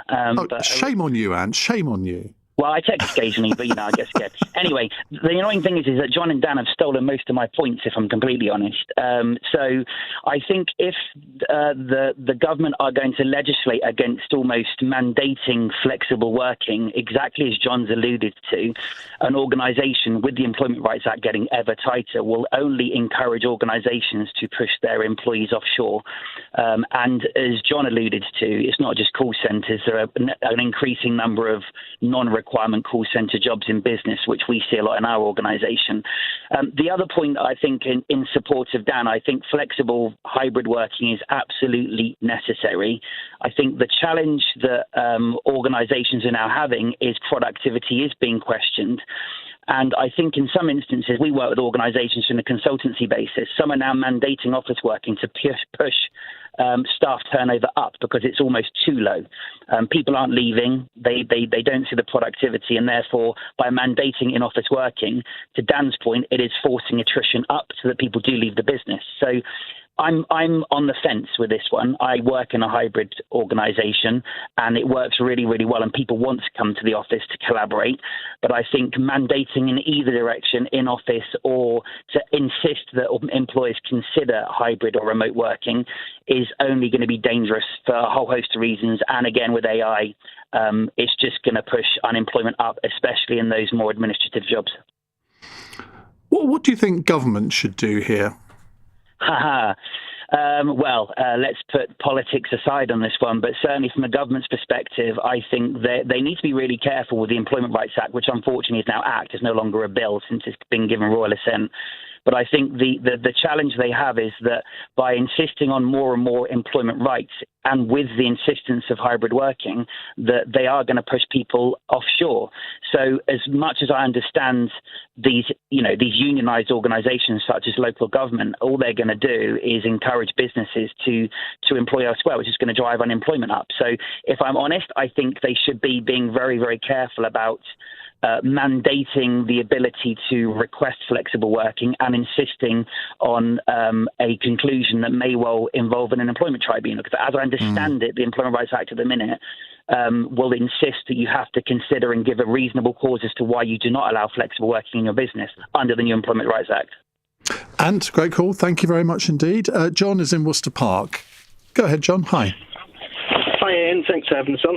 Yeah, I'd say, your couple of previous callers, it's a shame that offshoring is allowed, really. I work in tech and see it happening, but I think it's just inevitable. Maybe offshoring, I'd say, is almost as dangerous as the evolution of AI, really. But that wasn't my main point. My main point was, I think remote working, maybe we haven't touched on it, is that I remember in my 20s there wasn't such thing as remote working, and I love remote working now because I've got a family, and it's great where you don't have to waste time travelling, you don't have to spend money on trains. But I think for people in their 20s, I think it's important for them to not be fully remote working. That's one of the points. But then going back to the Farage, it's interesting because it kind of puts you off voting for him a little bit, because it makes me think, why does he want us to come back to work? Is it undoubtedly because the economy will thrive, but has he got friends that maybe will, take it, more people coming in the office, then there's going to be more money going around. But I'm not sure really, remote working, but it's interesting. Do you think in remote working is a good thing? Well, I think it can be. I think it can also be a bad thing. I think it is partly dependent on what the business does. I think it's also partly dependent on the individual who is doing the home working, because there will always be people who will get very distracted at home, and there will be other people who don't get distracted, who can work a lot harder. And I think that is where it's very difficult, I think, sometimes for companies to have a blanket policy, because every human being is different. Yeah, very true. I mean, what does working harder mean, though, if you're working? Well, it means being more productive, doesn't it? But then what will be the outcome of that if people are more productive? The company is more, if we're talking about a private sector company, it means the company is more profitable, more successful, can employ more people, can expand. In the public sector, it's possibly a little bit more difficult to measure. I don't know. No, interesting point. But I think the Farage thing, I think there's some underlying reasons why he wants us back, but I haven't quite worked it out yet. But thank you for your time. Yep, thank you. Let's go to Kevin in Upminster. Hello, Kevin. Keith, sorry. I do apologise. That's okay, Ian.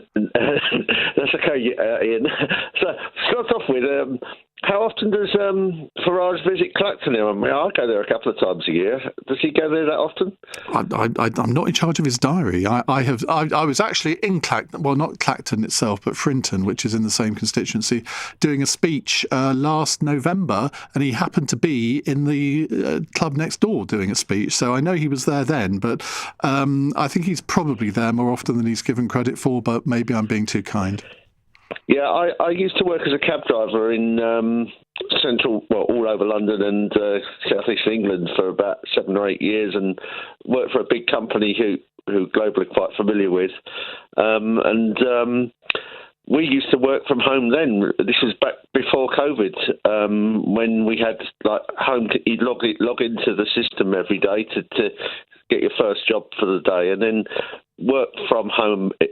Obviously, you'd be driving around all the time, but you could work if you live close to central London. You could, or in fact, they're much bigger than London now, a bit like LBC. Well, indeed. Yeah. But we used to start from home, finish, and then at the end of the day, we could try and book a job to take us back home as well. Even though if you might get a job from Heathrow all the way to East London if you were lucky. Where do you think this is going to go in terms of the future? Do you think that home working is literally here to stay, or do you think that there is beginning a trend for people to go back into the office more? Well, I'm in my mid-60s now, so I'm not actually working although I suppose technically I was working from home when I was caring for my mum for the last few years of her life as well, which was, but that was a bit different because obviously I wasn't really getting paid for that, being a carer at home. But there are so many different situations where some people have caring responsibilities and they may be sharing the caring responsibilities with a couple of other family members or something like that. And then that's a massive part of the economy. I mean, there's so many unpaid or semi-paid carers around that So that was a little bit of a tangent, but... no, absolutely fine. Keith, I want to squeeze in one more call. Thank you very much. Ned is in Bradfield in Essex. Hello, Ned. Hey, Ian, how you getting on? You're right. Good, thank you. What would you like to say? You've only got about a minute, I'm afraid. Oh, yeah, so I'll keep it quick. So essentially, I just lost my job because my company went from 2 days a week on my contract to going to 4 days a week, and I just couldn't afford to go and do it. And I just was interviewing recently for another job that told me actually that they were moving from 3 days to 5 days a week, and that's the reason why I didn't get the job for this new thing. And it's just down to the cost. You know, I work in sales. I'm if I don't hit my targets, my numbers, I don't. You know, I get the sack anyway, kind of thing. So it really worries me, this sort of like move from going into the office again when we've all sort of moved away with COVID, and it worked really well, you know. What sector do you work in? I work in conferences and events, actually. Right. But it's quite distressing because I'm in my 50s now as well. So, you know, I've got the skill set and what have you, and I don't really. I need that kind of flexibility, you know, these days, and to go back in 5 days. And also, I don't believe Nigel, who's, let's face it, had the second worst attendance record in all of the EU when he was an NEP and fiddling his expenses. So I'm not taking his well, when you say fiddling his expenses, that's an allegation, and which obviously he's not here to defend. Ned, thank you very much indeed, and thanks for all of your calls and messages this evening. I'm back tomorrow from 7. Coming up at 1 on LBC, it's James Hansen. But right now, it's Ben Kentish. Ian, thank you very much indeed. Hello there. A very good evening to you. Ben Kentish here with you on LBC on the show. I'm in that cabinet as Prime Minister, having come from a working class background. But that's the exception. That is not the rule. Keir Starmer comes out swinging today as he battles to cling on to power. The Prime Minister taking the opportunity to remind all of us that he is a working class Prime Minister who leads the most working class cabinet in British history, which is true, undeniably. But does it make much of a difference to you that Keir Starmer is a rare working class leader in this country? Does it make you warm to him in a way that perhaps you didn't to a Rishi Sunak, a David Cameron or a Boris Johnson? Or is bringing class in it just a desperate attempt to win back some support? On your radio.